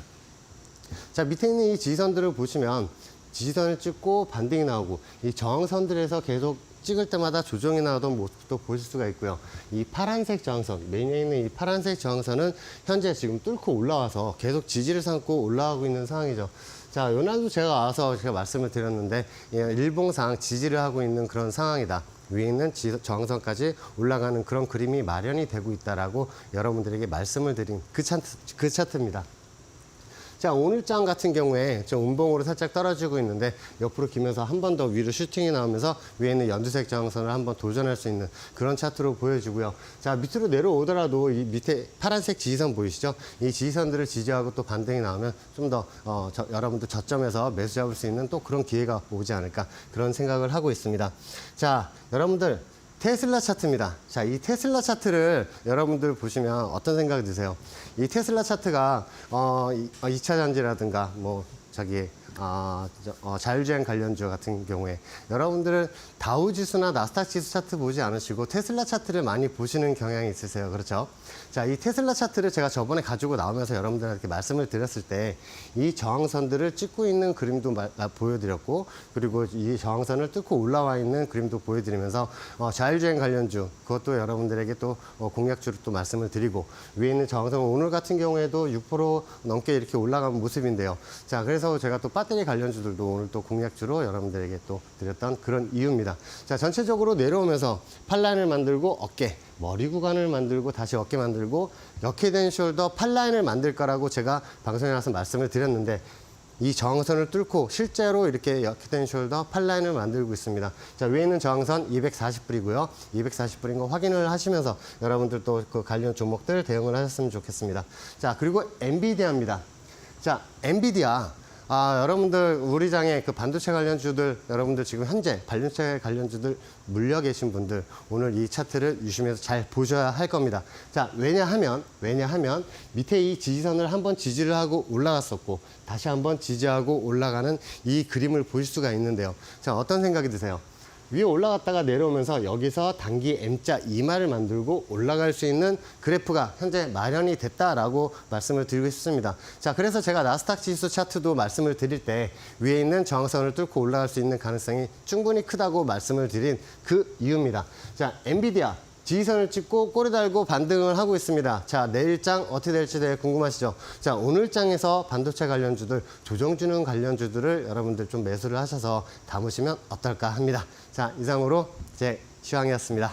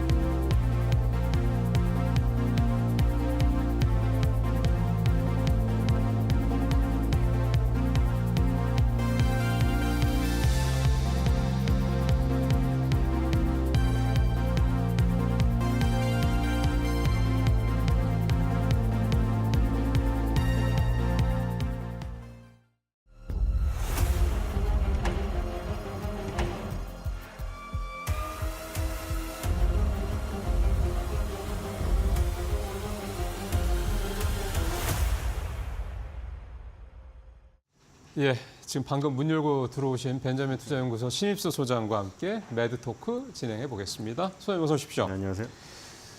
우리가 전투기 엔진을 국산화할 수 있을까라는 부분에 대한 뭔가 진전이 좀 이루어지지 않겠냐라는 이제 기대감을 낳는 그런 얘기가 나왔습니다. 하나 에어로스페이스가 대규모 공급 계약을 맺었다. 어떻게 보세요? 일단 이 이슈를 갖고 온 게 요즘에 뭐 트럼프랑 바이든의 토론에 대해서 지금 며칠째 얘기가 나오고 있는데 그 토론에서 트럼프가 바이든 보고 푸틴이나 김정은이나 또 누구였죠? 또 당신을 존경하지 않아서 이게 벌어진 거다. 어허허. 내가 만약에 대통령이었으면은 푸틴이 나를 존경해서 우크라이나 전쟁을 시작도 못했을 거라고 비아냥을 댔거든요. 네. 근데 거기서 바이든은 벙찐 표정을 짓다가 점수를 잃은 거예요. 대응을 못 하더라고요. 그냥 계속해서 당신이 미국 최악의 대통령이라고 그것만 반복하고. 근데 이제 거기서 그러면 내가 대통령이 되면 우크라이나 전쟁을 당장 끝내버리겠다고 했거든요. 트럼프가 그 다음 워딩으로. 네. 뭐 저기는 가자 지구의 이스라엘은 이스라엘 맘대로 하게 냅둬야 된다고 해놓고 트럼프는 또 네. 우크라이나 러시아 전쟁은 내가 끝내버리겠다고 했어요. 근데 뭐 자기가 끝낸다고 해서 아무리 뭐 푸틴하고 저기 바이든보다는 푸틴하고 트럼프가 친하긴 하잖아요. 옛날부터 뭐 여러 가지 친밀도가 예, 있어요. 루머도 있었죠. 네. 예, 뭐 사상은 틀린데. 네. 근데 뭐 그렇다고 해서 지금 푸틴이 뭐 트럼프를 봐줘서 끝낼 것 같지는 않아요. 그리고 지금 사실 핵심은 그거잖아요. 돈이 많이 드는데 우리 돈이 싫다는 거죠. 네. 트럼프가 정확히 말하면 우크라이나 전쟁을 내가 끝낼 수도 없을 뿐더러 끝낸다는 게 바이든이 그렇게 돈을 많이 쓰는 거를 나는 막겠다는 거죠. 그렇죠. 왜 미국이 돈을 이렇게 많이 들여야 되느냐. 우리나라한테도 계속 방위비 올리기 인상을 요구하고 있잖아요. 왜 우리가 사드까지 대줬는데 뭐 그런 운영 비용이나 이런 거는 너네가 해야지. 맨날 그러고 있잖아요.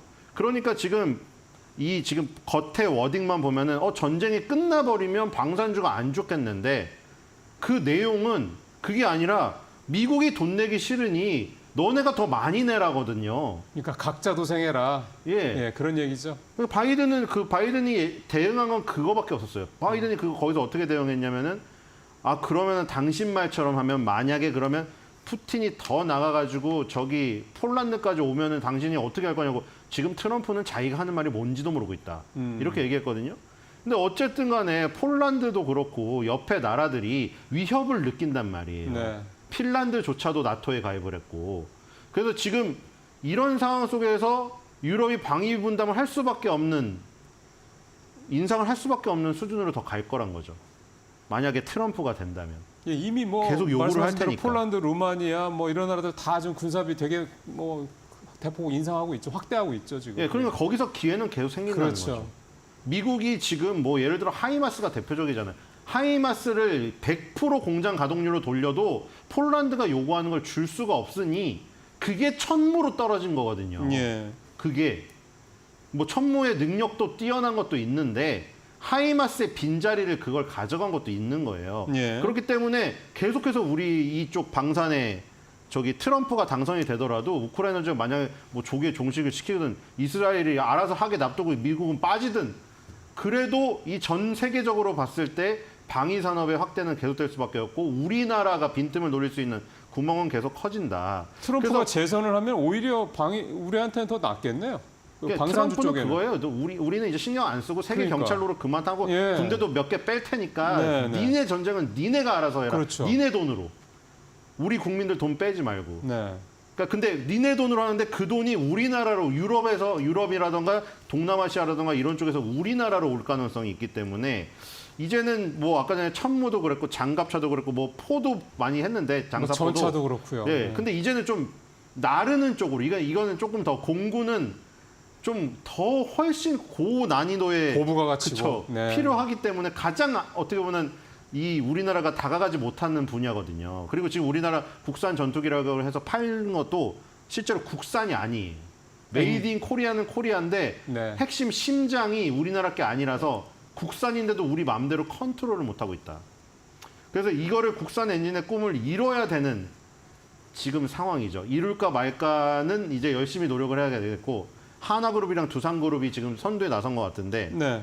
이걸 반드시 이루어야 우리가 한 단계 더 나아갈 수가 있겠죠. 그러면 지금 우리가 수준이 어느 정도예요? 국산 이런 항공기 엔진 이쪽에서 네. 우리나라 수준은? 일단은 전 세계 독자 항공 엔진 기술력이 딱 6개국이라고 합니다. 아, 그거밖에 안 되는구나. 미국, 영국, 프랑스, 러시아, 우크라이나, 중국. 뭐 인터넷 댓글 찾아봤더니 뭐 여기서도 또 중국을 또 막 사실 그럴만 하잖아요. 우리 알리테무에서 물건 시켜보면은 어떤 분이 마우스를 시켰는데 진짜 거짓말이 아니라 상자에서 언박싱 하자마자 우수수 다 분해가 되더라고요. 근데 지금 보니까 그러신 분도 계시는데 예. 어쨌든 중국이 자체 엔진을 만들고 있고 여기에 빠진 일본이 예. 거의 지금 자체 엔진 기술로 전투기를 만드는다는 자위대 예, 지금 항공기들은 나오고 직접 만드는 있습니다. 수준이다. 그래서 이제 한중일 중에 우리나라만 지금 못 가고 있는 수준이고 우리나라 기술력이 퍼센트지로 하면 선진국 대비 70% 수준이라고 합니다. 아, 그럼 괴리가 좀 있네요.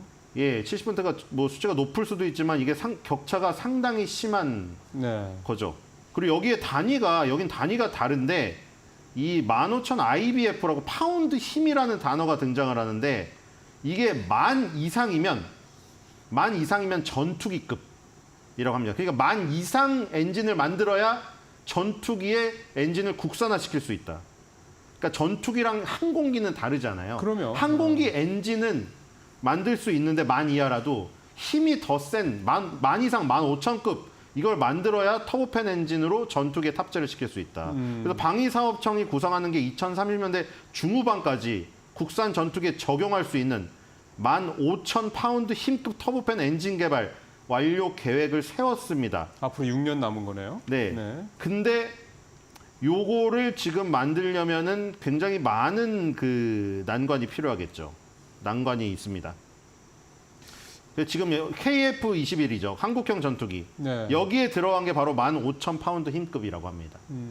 근데 그러니까 우리나라 게 아닌 거죠. 예. 그러면 지금 우리가 운용을 하고 있는 대부분의 전투기 또 우리가 조립하고 있는 대부분의 전투기들이 대부분 뭐 국산화했다고 해도 결국 엔진만큼은 아직도 우리가 족자적으로 좀 만들지 못하고 있는 그런 상황이다. 그런 차원에서 이제 방위산업청에서 2030년대 중후반까지, 그러니까 대략 한 10년 정도 안에 이제 전투기에 탑재할 수 있는 그런 전투기 엔진을 국산화하겠다 이렇게 선언을 한 거고, 이게 이제 하나 에어로스페이스가 그러면 이제 계약을 했다라는 거는 이제 이거는 100% 국산 엔진을 만들겠다라는 거에 대한 일단 출발점이라고 봐야 되는 겁니까? 그러니까 계약이 나와서 뭐야 계약했는데 국산 기술이야? 그게 아니라 라이센스를 따와서 그러니까 그거죠. 택시 면허가 없는 사람이 네. 택시 운전을 할 줄 아는데 그 면허를 따왔기 때문에 면허 라이센스를 계속 지급을 해야 되고 네. 그 면허 라이센스를 갖고 있는 사람한테 컨트롤 당할 수밖에 없는 그 면허를 내 맘대로 못 따는 거예요. 네. 그 면허가 내 면허가 아니니까요. 그리고 난 겉으로는 난 택시 드라이버인데 실제 난 진짜 리얼 택시 드라이버가 아닌 거죠. 지금 이것도 마찬가지고 해외 도입을 해서 지금 하는 건데 KF-21 여기에 미국 G사의 F414-400K 엔진이 탑재되는데 바로 이게 G 에어로스페이스의 라이선스를 빌려서 하나 에어로스페이스가 창원 1 사업장에서 생산을 한다. 그러니까 우리 손으로 만들긴 하는데 라이센스가 G에 있다 보니 이거를 국산 전투기라고 KF-21을 만들어 놓고도 그거를 마음대로 수출을 못 해요. 네.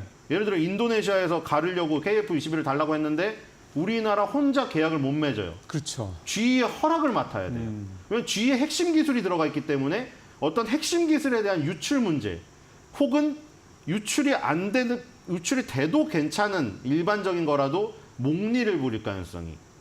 예를 들어 원자력에서 그런 게 있잖아요. 웨스팅하우스의 원천 기술을 이용했다는 이유로 우리가 한국형 원전 하는데 실제로 한국형 원전이 아닌 거예요. 그래서 계속 그 웨스팅하우스가 태클을 걸어서 수출을 못하고 있는 그런 경우도 발생될 수가 있거든요. 지금 이 부분도 마찬가지죠. 그래서 국산화 시키려는 거예요. 사실은 이제 우리 방산 이쪽 분야의 현재 좀 발전 속도라든가 이런 거를 생각을 하면 사실 가야 될 길이긴 합니다. 앞서 말씀하신 대로 이렇게 글로벌 지정학적 리스크들이 계속 커진다고 할 경우, 특히 이제 만약 트럼프가 재선이 돼서 글로벌 국가들의 이 군사력 증액이 이제 예를 들어서 전망이 된다고 그럴 경우에는 정말 가성비 있고 또 납품 빠른 우리나라 이 소위 말하는 K방산 쪽이 굉장히 좀 뭔가 이 잠재적인 능력에 대한 가능성이 굉장히 높다고 봐야 되는 거 아니겠어요? 네, 우리나라는 그게 좋아요. 찍어내는 능력. 네. 생산 능력이라고 하죠. 네. 옛날에 무슨 RTS 실시간 전략 시뮬레이션 게임 같은 거 보면 롤도 마찬가지고 물량을 진짜 빨리 뽑아내는 네. 사람이 나중에 이기거든요. 근데 우리나라는 휴전 상태이기 때문에 그게 크게 작용했던 것이죠.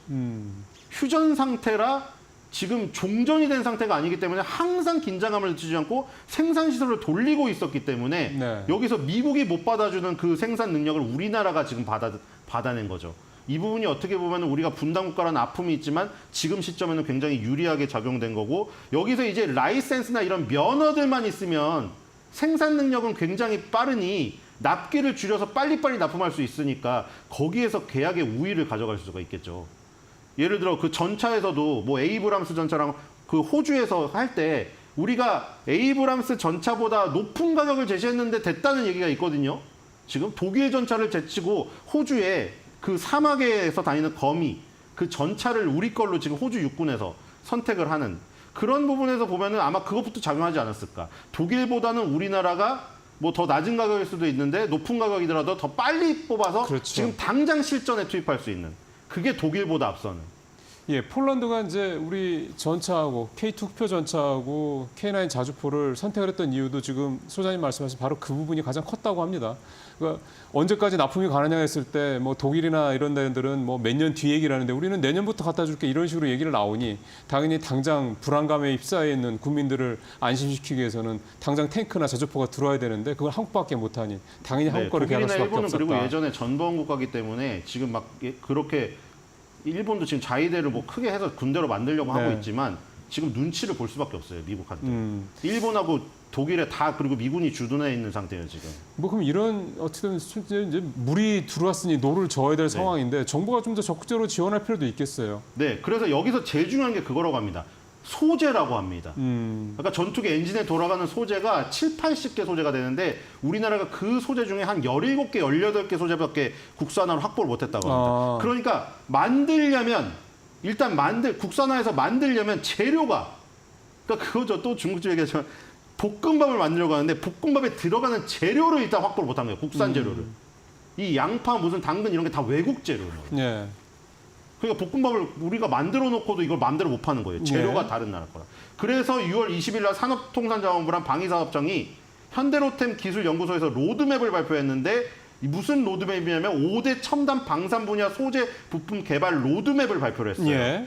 여기서 나온 게 첨단 항공 엔진 소재 그리고 전차용 하이브리드 파워 트레인 무인기 탑재용 다대역 송수진 모듈 이게 대표적이거든요. 전부 다 방산 쪽이에요.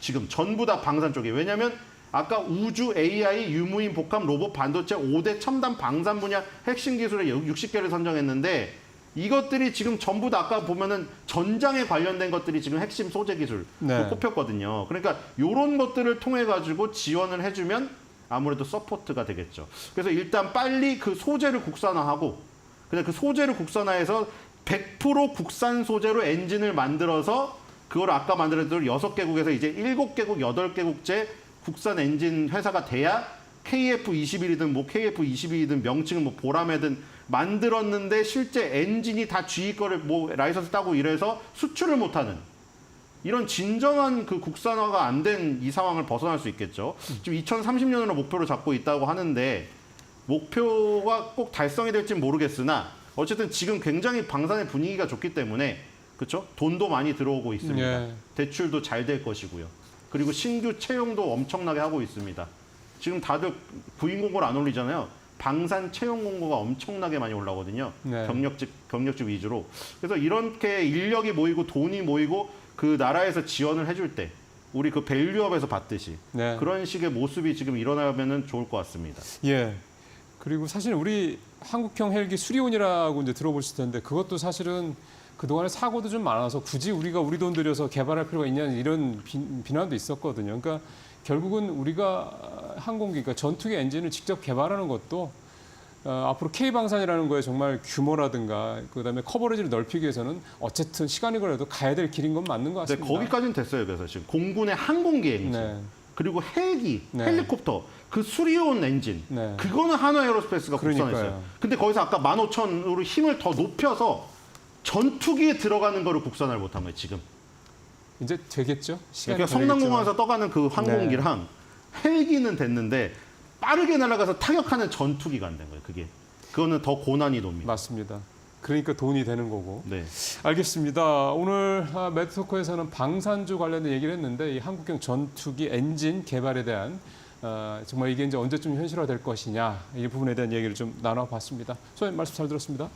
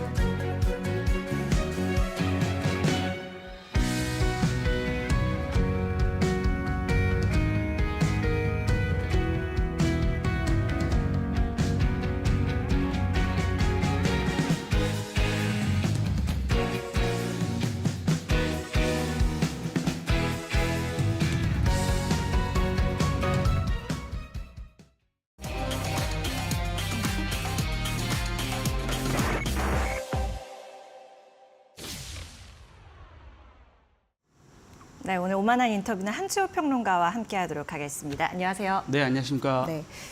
시장에서 뜨거운 이슈들 몇 가지를 오늘 다뤄보려고 하는데요. 일단 지난주에 이 트럼프 바이든 토론회, 첫 번째 토론회가 있었잖아요. 그 내용을 우리가 좀 살펴보려고요. 왜냐하면 이제 투자에 어떤 내용들을 갖고 와서 우리가 참고해야 될지 알아봐야 되니까요. 그쵸. 네, 내용들을 정리해 볼까요? 이 토론회 이 결과를 먼저 말씀 좀 드려야 될 거예요.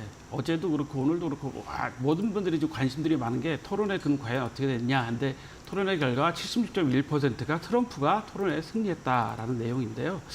사실 이 토론회에서 내용보다도 지금 미국 현지에서의 이야기를 들어보면 토론회 내용보다는 바이든이 건강 상태가 어떠냐, 바이든이 계속 다 완주할 수 있겠냐라는 게 아마 더 관심사가 아마 가진 것 같습니다. 미국 언론도 마찬가지고요.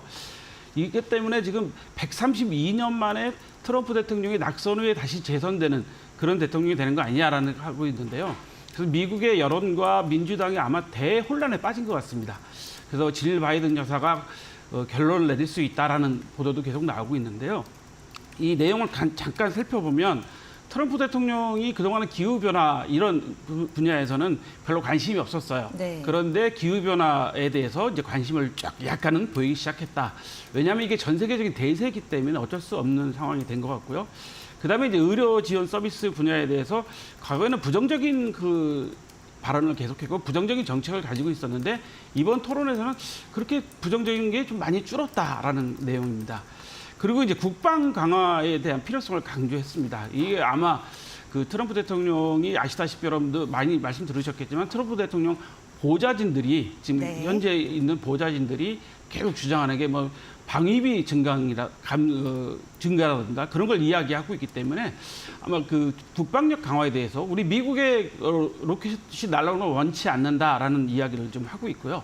그다음에 이제 감세 정책에 대해서 이야기를 했습니다. 그래서 감세를 함으로써 중소사업자들을 살려야 된다. 뭐 이런 이야기를 하고 있는 게 큰 내용인 것 같습니다. 그래서 아마 이민 정책 같은 경우도 트럼프는 뭐 잘 아시다시피 반이민 정책이기 때문에 국경을 더 강화해야 된다. 뭐 이런 이야기를 계속 하고 있는 상태라서 이번에 아마 토론회에서는 거의 그런 내용들을 가지고 있는데 중요한 게 사실은 바이든 대통령이 생각보다 너무 답변을 못 하셔가지고 많은 분들이 이제 보신 분들이 저한테 그런 얘기까지 하더라고요. 바이든 대통령 불쌍해서 어쩌나라는 말씀까지 하실 정도였는데 여러분도 아시다시피 이번 미국 대선 후보 토론을 보시면 아무것도 안 갖고 들어갑니다. 그냥 볼펜하고 메모지 한 장하고 물 하나만 딱 네. 갖고 들어가서 하기 때문에 개개인의 능력이 평가되는 상황이어서 걱정스러운 점이 있는데 과연 트럼프 대통령이 재선될 것이냐라는 부분에 있어서 거의 한 60% 정도가 재선 가능성이 있다라고 현지에서는 평가를 하고 있는 것 같아요. 그래서 좀 더 지켜봐야 될 것 같습니다. 왜냐하면 현재 상황이 아까도 말씀드렸지만 132년 만에 미국에서도 이런 일이 일어나고 있습니다. 기후변화하고 똑같습니다. 갑자기 비가 많이 오고 갑자기 바람이 많이 불고 뭐 이런 현상이 벌어지고 있기 때문에 미국 대선도 11월까지 11월 4일인가 있잖아요. 네. 그러니까 그때까지 아직도 알 수 없다. 좀 더 지켜봐야 될 것 같습니다. 그러게요. 뭐 하루고 일주일이고 너무나 시시각각 많은 것들이 변해서 그런데 어쨌든 1차 토론 결과 어느 쪽으로 좀 기울어지는 그런 모습은 좀 보였던 것은 같아요. 그래서 또 어떻게 이 시점에서 어떠한 방향으로 갈지에 대해서 우리가 또 전망하는 또 재미도 있는 것 같고요. 일단 지금 그럼 이 1차 토론의 결과를 놓고 보면 트럼프 당선 쪽에 조금 더 기울어져 있다라는 그런 여론도 좀 많이 나오고 있는 것 같은데 그렇다면 우리 산업이 어떠한 영향이 바뀔까? 왜냐하면 정권이 바뀌는 그렇죠. 거니까. 이런 걸 우리가 예상을 해봐야 되거든요. 일단 우리도 투자자들이 지금 가장 관심 갖는 부분이 금투세 그런 부분이다시피 마찬가지입니다. 미국도 마찬가지인데 현재 인플레이션이 나라를 죽이고 있다고 이번에 트럼프가 주장을 했어요. 인플레이션 이야기를 했는데 그러면서 중요한 게 뭐냐면 이 인플레이션 감축법이죠. IRA 폐기를 공언을 했습니다. 아마 트럼프 대통령은 분명히 이 말에 대해서는 지킬 것 같고요.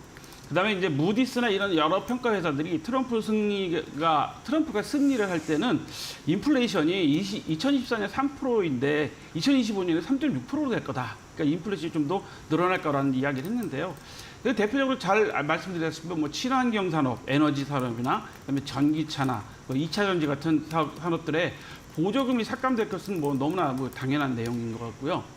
그다음에 금융시장 변동성이 확대가 되다 보니까 이제 달러가 강세가 되고 그다음에 장기적으로 금리 상승 요인이 됐죠. 미국 10년 만기 국채 그 금리가 계속 오르고 있지 않습니까? 그러니까 많은 미국에서의 투자자들도 트럼프 대통령이 당선될 경우에는 금융시장이 약간 요동칠 것 같다. 금리 문제가 더 높아질 것 같다는 이야기를 하고 있습니다. 거기에다 이제 파리 기후 협약을 탈퇴하겠다는 거는 트럼프 대통령이 지난번에 그 재임 기간에도 파리 기후 협약을 탈퇴를 했었습니다. 그랬다 다시 바이든 대통령이 가입을 했는데 그런 문제들이 좀 걱정되는 점들이 있고요. 그 다음에는 이제 한반도 핵을 동결시킬 가능성이 있어요. 그럼 북한에 대해서 핵을 인정해주는 꼴이기 때문에 우리나라도 안보나 경제 상황이 그렇게 녹록치 않아 보이는 방향으로 갈 것이다라는 게 있고요. 그다음에 관세 인상에 대해서 많은 분들이 관심을 가지게 됐습니다. 모든 나라들에서도 관세를 10% 인상하겠다라고 했고요. 그다음에 중국에 대해서는 60% 이상 관세를 부과하겠다고 했기 때문에 이 관세가 인상되면 당연히 미국에서는 물가가 오르겠죠. 물가가 오르면 아무래도 소비가 줄게 되고 소비가 줄게 되면 경기 침체가 우려가 되기 때문에 그런 분야들도 우리가 좀 관심 있게 봐야 될 것 같고요. 아까 말씀드린 것처럼 감세를 하겠다는 감세 정책이나 반이민 정책 때문에 미국에서 고용에 대한 더 문제가 생길 수 있는 가능성도 높아졌습니다. 여러분도 아시다시피 미국은 이민으로 만들어진 나라이기 때문에 반이민 정책은 결국 미국에 대한 정체성에 대해서도 그 문제가 되는 것이기 때문에 네. 이런 부분들을 좀 자세히 좀 눈여겨 살펴보셔야 될 것 같습니다. 우리가 뭐 고용 부분도 그렇지만 지금 말씀해주신 내용에서 이제 빌어서 오면은 뭐 반도체, 전기차 이쪽도 많이 우리가 신경을 쓸 수밖에 없잖아요. 그래서 이제 그러면 트럼프 당선이 된다면 이 시나리오로 간다면 수혜주, 피해주 이런 것들을 좀 정리를 해봐야 될 것 같거든요. 그렇죠. 테슬라가 주가가 올랐죠. 네, 어제 뭐 이제 시적 기대감 앞두고 머스크가 이제 그랬죠. 그 트럼프 지지자라서 말이 나왔는데 당연히 그렇다면 앨런 머스크가 뭐 만드는 회사입니까? 전기차겠죠. 그러면 당연히 우리가 지금 피해를 볼 부분이 전기차 시장이 좀 피해가 예상이 되고요. 거기에 따라서 반도체나 2차 전지 지금 아시다시피 우리나라 삼성전자나 SK 하이닉스 뭐 현대차가 좀 미국에다 계속 공장을 짓고 있는데도 불구하고 여기에 이제 보조금이 삭감된다. 그렇게 되면 당연히 피해가 될 것 같고요. 근데 수혜를 볼 수 있다라고 지금 현재 예상되고 있는 주식들은 어떤 게 있냐면 뭐 전통적인 에너지 주식, 그러니까 석유화학주 뭐 이런 분야가 되겠죠. 그다음에 이제 제약 바이오주는 영원히 좀 계속 될 것 같습니다. 왜냐하면 트럼프 대통령도 역시 건강에는 관심을 갖게 되니까요. 그다음에 이제 방산 분야인데요. 전문가들이 이제 방산 분야는 극과 극으로 평가를 하고 있어요. 네. 오히려 유럽에 대한 지원을 안 하게 됨으로써 우리나라 방산 분야가 좀 더 강화될 수 있다. 미국에서 방산이 안 가기 때문에 강화될 수 있다고 평가하시는 반면에 반대로 앞서 우리 전문가 말씀하신 것처럼 미국의 기술을 갖고 있는 방산은 수출하기 좀 더 어려워지는 거 아니냐라는 이야기들을 하고 있기 때문에 방산 분야는 반신반의입니다. 그 다음에 중요한 거는 이제 가상화폐죠. 트럼프 대통령이 처음에는 반 비트코인 주의자였는데 지금은 오히려 가상화폐에 대해서 긍정적으로 이야기를 하고 있단 말이에요. 가상화폐 또 잘하시죠, 평론가님? 네, 좀 합니다. 그래서 가상화폐 분야는 지금 한동안 또 며칠 전까지만 해도 비트코인이 뭐 지금 너무 떨어져가지고 문제가 된다 했었는데 지금 오히려 가상화폐가 지금 각광받고 있고 오히려 그 금이나 가상화폐 같은 제3의 투자에 대해서 많은 관심들을 갖기 때문에 가상화폐 관련 주들이 많이 투자될 것이다. 그럼 가상화폐는 주로 어떤 회사들입니까? IT 기업들이 좀 많이 혜택을 볼 수 있겠죠. 그다음에 전력과 인프라인데요. 미국도 마찬가지로 지금 전력이 부족하기 때문에 전력과 관련된 거, 그다음에 인프라라는 것은 뭐죠? 루즈벨트의 뉴딜 정책이잖아요. 근데 트럼프 대통령도 왜 이런 정책을 하느냐, 인프라 정책을 하느냐, 결국 고용의 문제거든요. 사람들이 먹고 사는데 고용의 문제이기 때문에 이런 분야들이 좀 수혜를 보지 않을까라고 조심스럽게 전망해 봅니다. 네, 알겠습니다. 자, 우리 첫 번째 미국 토론의 내용 정리를 좀 해봤고요. 또 한 가지 미국 쪽에서 우리가 이번 주에 좀 체크를 해봐야 될 것이 바로 FOMC 6월 회의록이 공개가 됩니다. 뭐 한지붕에서 굉장히 여러 가지 목소리가 나와서 투자자 입장에서는 너무 험난한 그러한 시점인데 최근에 나왔던 발언들부터 우리가 쭉 정리를 해보면서 리뷰 한번 또 뿌리기. 해보면요. 네. 이거 한지붕 세 가족 뭐 이런 얘기 그러니까요. 갑자기 떠오르는데 뭐 크리스토퍼 펄 월러 이사는 1월 달에 뭐 현재 임금 상승이나 인플레이션이 영원히 지속될 수는 없다라고 이제 발언을 했어요. 그러니까 임금 상승이나 인플레이션이 계속 지속되지 않는다라고 이제 평가를 했고요. 미셸 보우먼 이사는 최근에 금리 인하는 시기상조다. 그래서 며칠 전에 뭐 한동안 또 난리가 났었잖아요. 그다음에 아틀란타 연준 총재는 뭐라고 얘기했냐면 4분기에 인하 가능성이 있다라고 이야기했고요. 그다음에 쿠글러 이사는 연초에 긍정적인 이유가 많다라고 이야기를 했는데 연초에는 했는데 최근 회의석상에서는 아무 이야기도 안 했다고 합니다. 네, 네.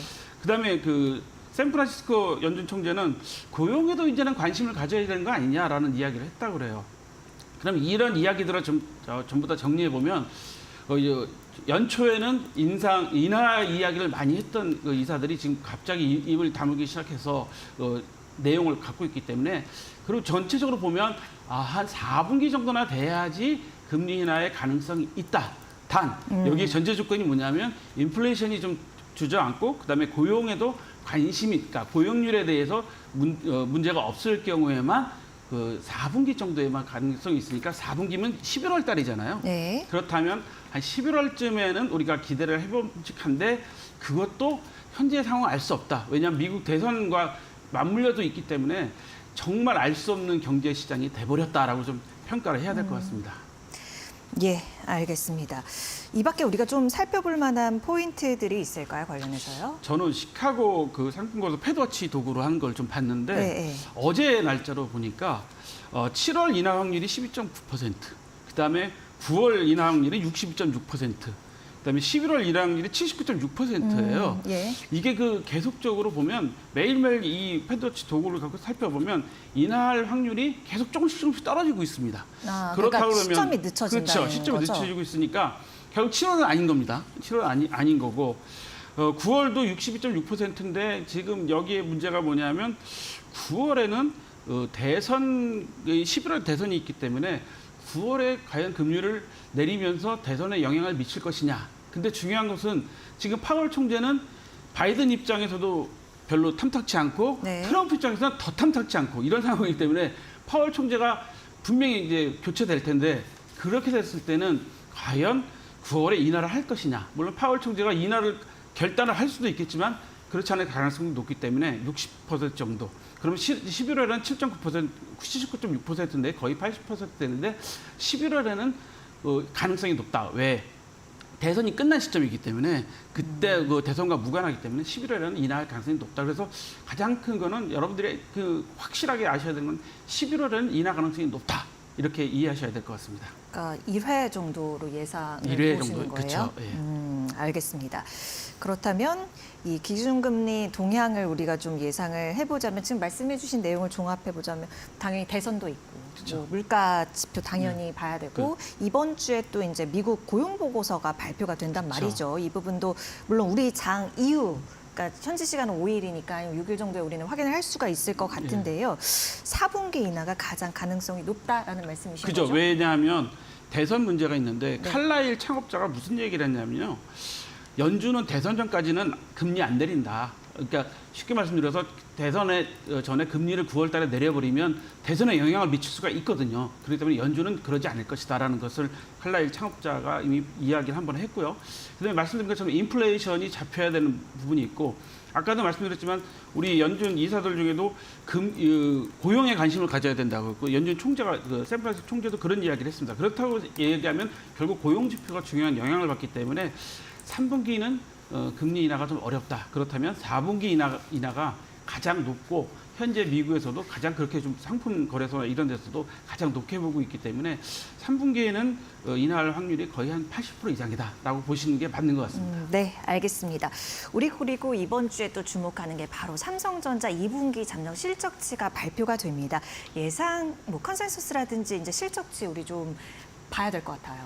삼성전자 예상 잠정 5일날 이제 발표하잖아요. 네. 근데 그 대개 보니까 컨센서스 평균으로 보면 한 73조 정도 예상하고 있고 매출이 영업이익이 한 8조 정도 예상하고 네. 있습니다. 그렇다고 보면은 지금 삼성전자가 오늘 제가 들어오기 전에 잠깐 보니까 81,900원, 82,000원대에서 막 공방을 하고 있더라고요. 그렇다고 보면 지금 많은 그 증권사들이 얼마를 예상하고 있냐?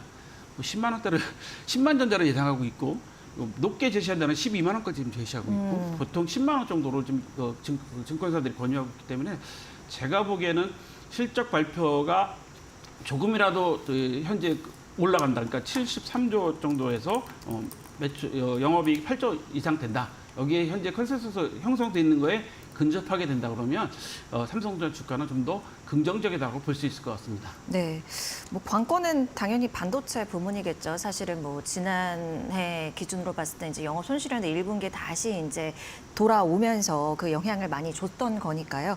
어느 정도로 좀 힘을 가할 수 있을지 이 부분을 체크를 해보셔야 되겠습니다. 그리고 지난주부터 계속 얘기 나오는 게 이제는 CXL이에요. 어떻게 보면 삼성의 이제 비빌 언덕이 될 수 있을까 이렇게 예상을 하고 기대를 하시는 분들이 많을 것 같은데 CXL과 HBM 이 부분 헷갈려 하시거든요. 일단 그 삼성전자를 증권사들이 10만 전자라고 이제 표현하고 이제 추천을 하고 있다는 것은 이런 어려운 상황 속에서도 이 정도 실적을 가지고 갈 수 있다는 게 삼성전자의 강점인 것 같은데요. 네. CXL은 뭐냐면 그러니까 컴퓨터 CPU하고 주변 장치들하고 메모리들하고 이렇게 연결시켜주는 인터페이스예요. 이거를 어떤 방식으로 갖고 갈 것이냐기 때문에 쉽게 말씀드리면 컴퓨터 안에서의 통신을 얼마나 빨리 하느냐죠. 여러분도 보시다시피 여기 있는 노트북 안에서도 CPU가 있고 뭐 여러 가지 그래픽이 있고 여러 가지 그렇죠. 그 기능들이 네. 있잖아요. 이거를 어느 정도 속도만큼 빨리 해주냐라는 거기 때문에 그게 이제 CX 기술이고요.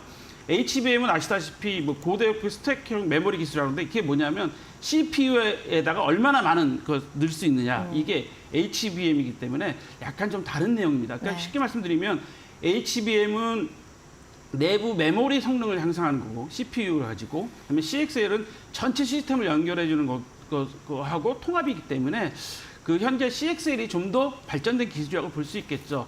근데 여기 왜 중요하냐? 결국에는 우리가 지금 가장 이야기 많이 하는 게 뭡니까? 얼른 며칠 전에도 그 최태원 SK 회장님이 말씀하신 게 있죠. AI 말고는 할 얘기가 없더라. 뭐 이런 얘기 했잖아요. 그러니까 AI, 머신러닝, 뭐 대량으로 데이터 분석하는 컴퓨터에는 CXL이 아주 필수적입니다. 그래서 CXL 기술이 완성된 건 아니지만 계속 지금 진보하고 있는 상태이기 때문에 삼성전자가 CXL에 대해서 뭐 지금 현재 브랜드 했다고 하는 거에 대해서 긍정적으로 지금 보는데 그런 하이닉스도 마찬가지이기 때문에 HBM에서 좀 뒤졌던 삼성전자가 CXL로 좀 만회하지 않을까라는 기대를 갖게 됩니다. 네. 그러면 우리가 이제 삼성전자 하반기에는 좀 나을지 결국에는 그 말씀하실 목표가치를 우리가 빨리 달성을 할 수 있을지 이게 궁금한 거잖아요. 어떤 부분이 관건이라고 되는지 한평론가님 시선에서 들어보고 싶은데요. CXL을 지원하는 CPU가 아직 출시가 안 됐어요.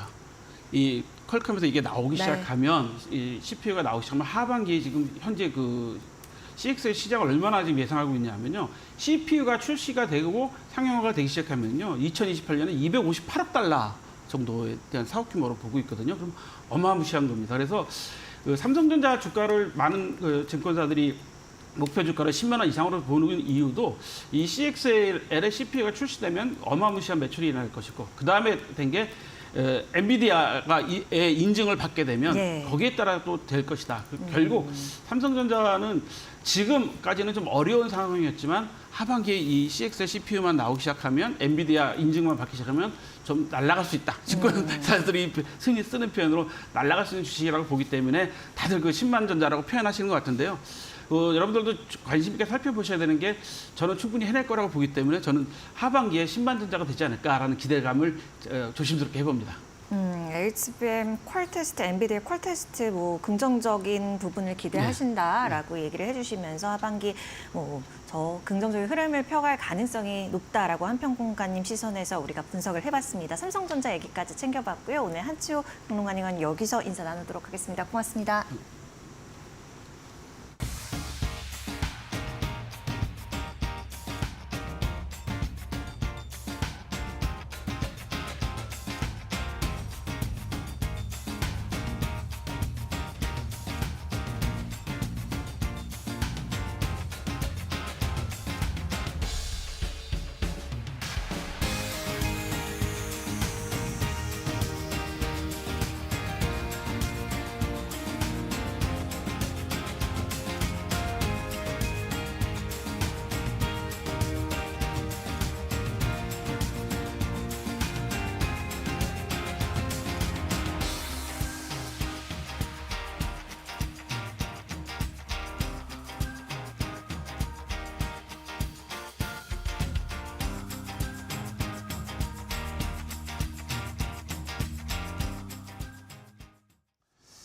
예, 마켓 나우 시간입니다. 바로자산운용 윤정식 상무와 함께 지금 어떤 이슈가 있는지 어떤 또 공략 좀 바라봐야 될지 살펴보겠습니다. 상무님 안녕하십니까? 네, 안녕하세요. 예, 오늘 어떤 흐름 보고 계십니까? 네, 오늘 사실 외국인의 매수가 들어오고 있습니다. 코스피에서 뭐 금액이 크진 않지만 외국인의 168억 매수가 들어오곤 있습니다만 지수는 코스피가 0.6%, 코스닥이 약 한 1.5% 정도 좀 하락을 하는 그런 모습을 보여줍니다. 지수의 방향성은 사실 외국인의 매수가 좀 더 많이, 기관 매수보다 좀 더 많이 작용을 하는데 외국인의 순매수에도 불구하고 국내 지수가 좀 하락하고 있다. 이런 부분을 좀 주목을 해서 이 시장 바라보고 있습니다. 예, 오늘 좀 보신 섹터 어느 쪽 보고 계세요? 이 외국인이 순매수를 하는데요. 특정 섹터만 좀 사실 좀 많이 사고 있습니다. 뭐 계속적으로 이 시간에도 많이 말씀드렸던 전기전자 쪽으로 가장 많이 순매수 1,800억이 들어가고 있고 전기전자는 뭐 반도체, 삼성전자 많이 사고 있고요. 근데 그 외의 섹터들 두 번째 바라보면 금융 쪽으로 이 은행주들 쪽으로 순매수가 많이 들어갑니다. 뭐 전기전자는 시가총액이 워낙 크기 때문에 1,800억 들어가고 있는데 은행주 쪽으로 지금 671억 원 매수가 들어가고 있거든요. 은행 상당히 좀 많이 사고 있다라는 점, 시장에서 굉장히 좀 특징적이죠. 다른 섹터들 거의 외국인 팔고 있습니다. 전기전자, 반도체와 은행 빼고 대부분 팔고 있고 뭐 자동차라든지 전기가스, 뭐 기계 이쪽 많이 매도를 좀 하고 있는데 은행 쪽으로 굉장히 많은 순매수가 들어가는데 이 매수가 들어가는 이유 두 가지를 좀 찾아보고 싶습니다. 한 가지는 기업 밸류 프로그램에 대한 기대감입니다. 이 기업 밸류 프로그램은 아마도 24년도 하반기까지도 계속적으로 좀 나올 가능성이 높죠. 뭐 물론 이제 실적을 놓고 본다. 그러면 반도체가 계속적으로 좀 나올 이 얘기가 나올 거고 정책적인 측면에서 이 기업 밸류 프로그램, 배당, 주주 친화 정책 이런 얘기들이 계속 나올 텐데 이런 부분들이 주목을 다시 한번 받으면서 지금 KB금융 4.5%, 신한지주가 3.4%, 하나금융지주가 3.1%, 4대 은행주들 다 오르고 있죠. 우리 금융지주가 상승폭이 좀 작긴 하지만 여기도 상승하고 있습니다. 4대 은행주들 다 상승을 하고 있다라는 점. 기업 밸류 프로그램에 대한 기대감이 첫 번째고 두 번째는 미국 증시에서 은행주들이 상승을 했습니다. 스트레스 테스트를 잘 끝냈고요. 그리고 나서 미국에서도 마찬가지죠. 주주 친화 정책, 배당에 대한 기대감이 나오면서 은행주들 상승을 했거든요. 전일 밤 미국 증시를 이끈 건 M7 기업들이었지만 사실 종목별로 섹터별로 누가 가장 섹터별로 잘 올랐나 놓고 보면 은행주들이었거든요. 미국 증시와의 커플링 정도가 시장이 안 좋을 땐 좀 더 심화가 됩니다. 미국 증시에서 잘 올랐기 때문에 국내 은행주들까지도 그런 수급적인 요인들 받아서 같이 좀 오르고 있는 그런 상황이다라고 보시면 되겠습니다. 그러면 말씀하신 김에 은행주 쪽에서 좀 하나 볼까요? 어떤 종목 보시겠습니까? 네, 이 은행주 중에서 KB금융을 좀 말씀을 드리겠는데요. 사실 KB금융이 4대 은행주 중에서 PBR은 제일 높습니다. 그런데 왜 KB금융을 말씀드리는지를 놓고 본다라면 이 KB금융이 정책적인 측면, 오늘 은행주가 이 오르는 첫 번째 이유를 제가 말씀드렸던 게 기업 밸류 프로그램이었죠. 이 기업 밸류 프로그램을 가장 적극적으로 가장 빨리 좀 실행에 옮기고 있는 게 KB금융이죠. KB금융 같은 경우는 이 자사주 매입 및 소각 발표를 곧 할 것으로 보여집니다. 이 부분에 대한 기대감. 주식이 한마디로 줄어들게 되죠. 자사주를 매입을 하든지 소각을 하든지 주식이 줄어들면 내가 가지고 있는 주주들이 가지고 있는 이 주식의 가치는 상대적으로 올라가게 됩니다. 이런 부분들, 그러니까 전체적으로 뭐 당연히 배당도 있을 거고요. 그러면서 올해 총 주주 환원율 40%에 육박할 것으로 보여집니다. 굉장히 높은 수준이죠. 그러니까 그리고 PBR은 뭐 가장 높지만 은행주 중에서도 자본 비율, 이익의 안정성, 그리고 주주 환원 정책 모두 다 가장 앞서 있다라는 점, 이런 부분들을 주목을 해서 KB금융 뭐 가장 1번으로 좀 보시면 좋을 것 같고요. 두 번째 종목도 같이 좀 말씀을 드리면 두 번째는 은행주는 아니지만 삼성물산입니다. 은행주는 아니지만 기업 밸류 프로그램에 대한 수혜가 충분히 있습니다. 기업 밸류 프로그램 그러면 은행주, 자동차, 그리고 지주사 얘기까지 하는데 삼성물산은 지주사에 대한 부분들 그리고 배당에 대한 기대감 이 부분들을 모두 다 가지고 있다라고 보시면 되겠습니다. 삼성물산은 2022년 영업이익이 사상 처음으로 2조 원대로 올라섰습니다. 영업이익이 2조 원대거든요. 많이 올라섰는데 이때부터 25년도까지 내년까지도 연평균 10% 이상 약 한 11%대의 이익 성장이 전망이 되고 있습니다. 24년도에 기존에 있었던 건설과 바이오 실적 굉장히 탄탄하게 잘 나오고 있죠. 여기에서 이끌어주면서 영업이 계속적으로 좀 올라갈 것으로 보여지고요. 하반기에는 밸류업 프로그램에 대한 구체화를 통해서 주주 가치가 올라갈 것으로 보여집니다. 이 제3기 3개년 주주환원 정책 23년부터 25년도까지 이런 부분들을 시행을 하고 있고 26년까지는 보유하고 있는 자사주를 전량 소각할 예정이기 때문에 자사주 소각, 사실 KB금융과도 맞닿아 있는 부분들이 있죠. 이런 부분들까지 본다라면 주주 환원 체계도 상당히 좀 긍정적이고요. 그리고 삼성물산 아래에 있는 사업부들을 바라본다라면 건설, 그리고 패션, 식음, 레저 이까지 모든 사실 사업부들이 적게는 2, 3%대, 많게는 20% 이상까지 상당히 호조세를 보여주고 있습니다. 전 사업부에 대한 실적이 다 같이 좀 올라가고 있다. 2분기 실적도 뭐 잘 나올 거거든요. 전년 동기 대비해서 매출액도 약 한 10% 정도 올라갈 것으로 보여지고 영업이익도 소폭 올라갈 것으로 보여지면서 시장 컨센서스를 충족하거나 아니면 소폭 좀 이 시장 컨센서스보다 조금 더 올라갈 것으로 보여지거든요. 그렇기 때문에 주주 환원 정책, 기업 밸류 프로그램 그러면 뭐 은행주 당연히 1번입니다. 은행주도 관심 가지시면 좋을 것 같고 은행주뿐만이 아니라 지주사 중에서도 삼성물산까지 관심 갖고 보시면 좋을 것 같습니다. 짧게 하나 질문 좀 드리겠습니다. KB금융지주 아까 주가 흐름을 보니까 지난 6개월, 그러니까 올 들어서 62%가 주가가 올랐더라고요. 밸류에이션 좀 부담스럽지 않을까요? 네, 사실 은행주들 같은 경우는 밸류에이션이 워낙 쌌습니다. 가격이 싸지만 주가에 대한 변동성이 상당히 적기 때문에 개인 투자자분들의 그리고 기관 투자자들의 관심을 적게 받았었고 배당 시즌에만 일시적으로 좀 단기적인 조정 이 관심을 좀 받았었는데 여전히 사실은 밸류에이션은 싼 부분이고요. 이 다른 외국 해외의 금융사들 대비해서 국내 은행주들 여전히 밸류에이션이 상당히 저평가돼 있습니다. 저평가돼 있었던 이유는 뭐 코리아 디스카운트도 있었지만 배당에 대해서 좀 더 적극적이지 못했다라는 건데 주주환원책을 이제는 좀 더 적극적으로 펼치고 있고 기업 밸류업 프로그램에 대해서 가장 앞서 나가 있기 때문에 은행주들 여전히 밸류에이션에서는 부담이 덜한 수준이다라고 보시면 되겠습니다. 알겠습니다. 사모님 말씀 잘 들었습니다. 네, 감사합니다. 네. KB금융, 삼성물산 둘 다 이제 밸류업 관련된 종목들 살펴봤습니다. 자, 계속해서 오늘 마무리 좀 하도록 하겠습니다.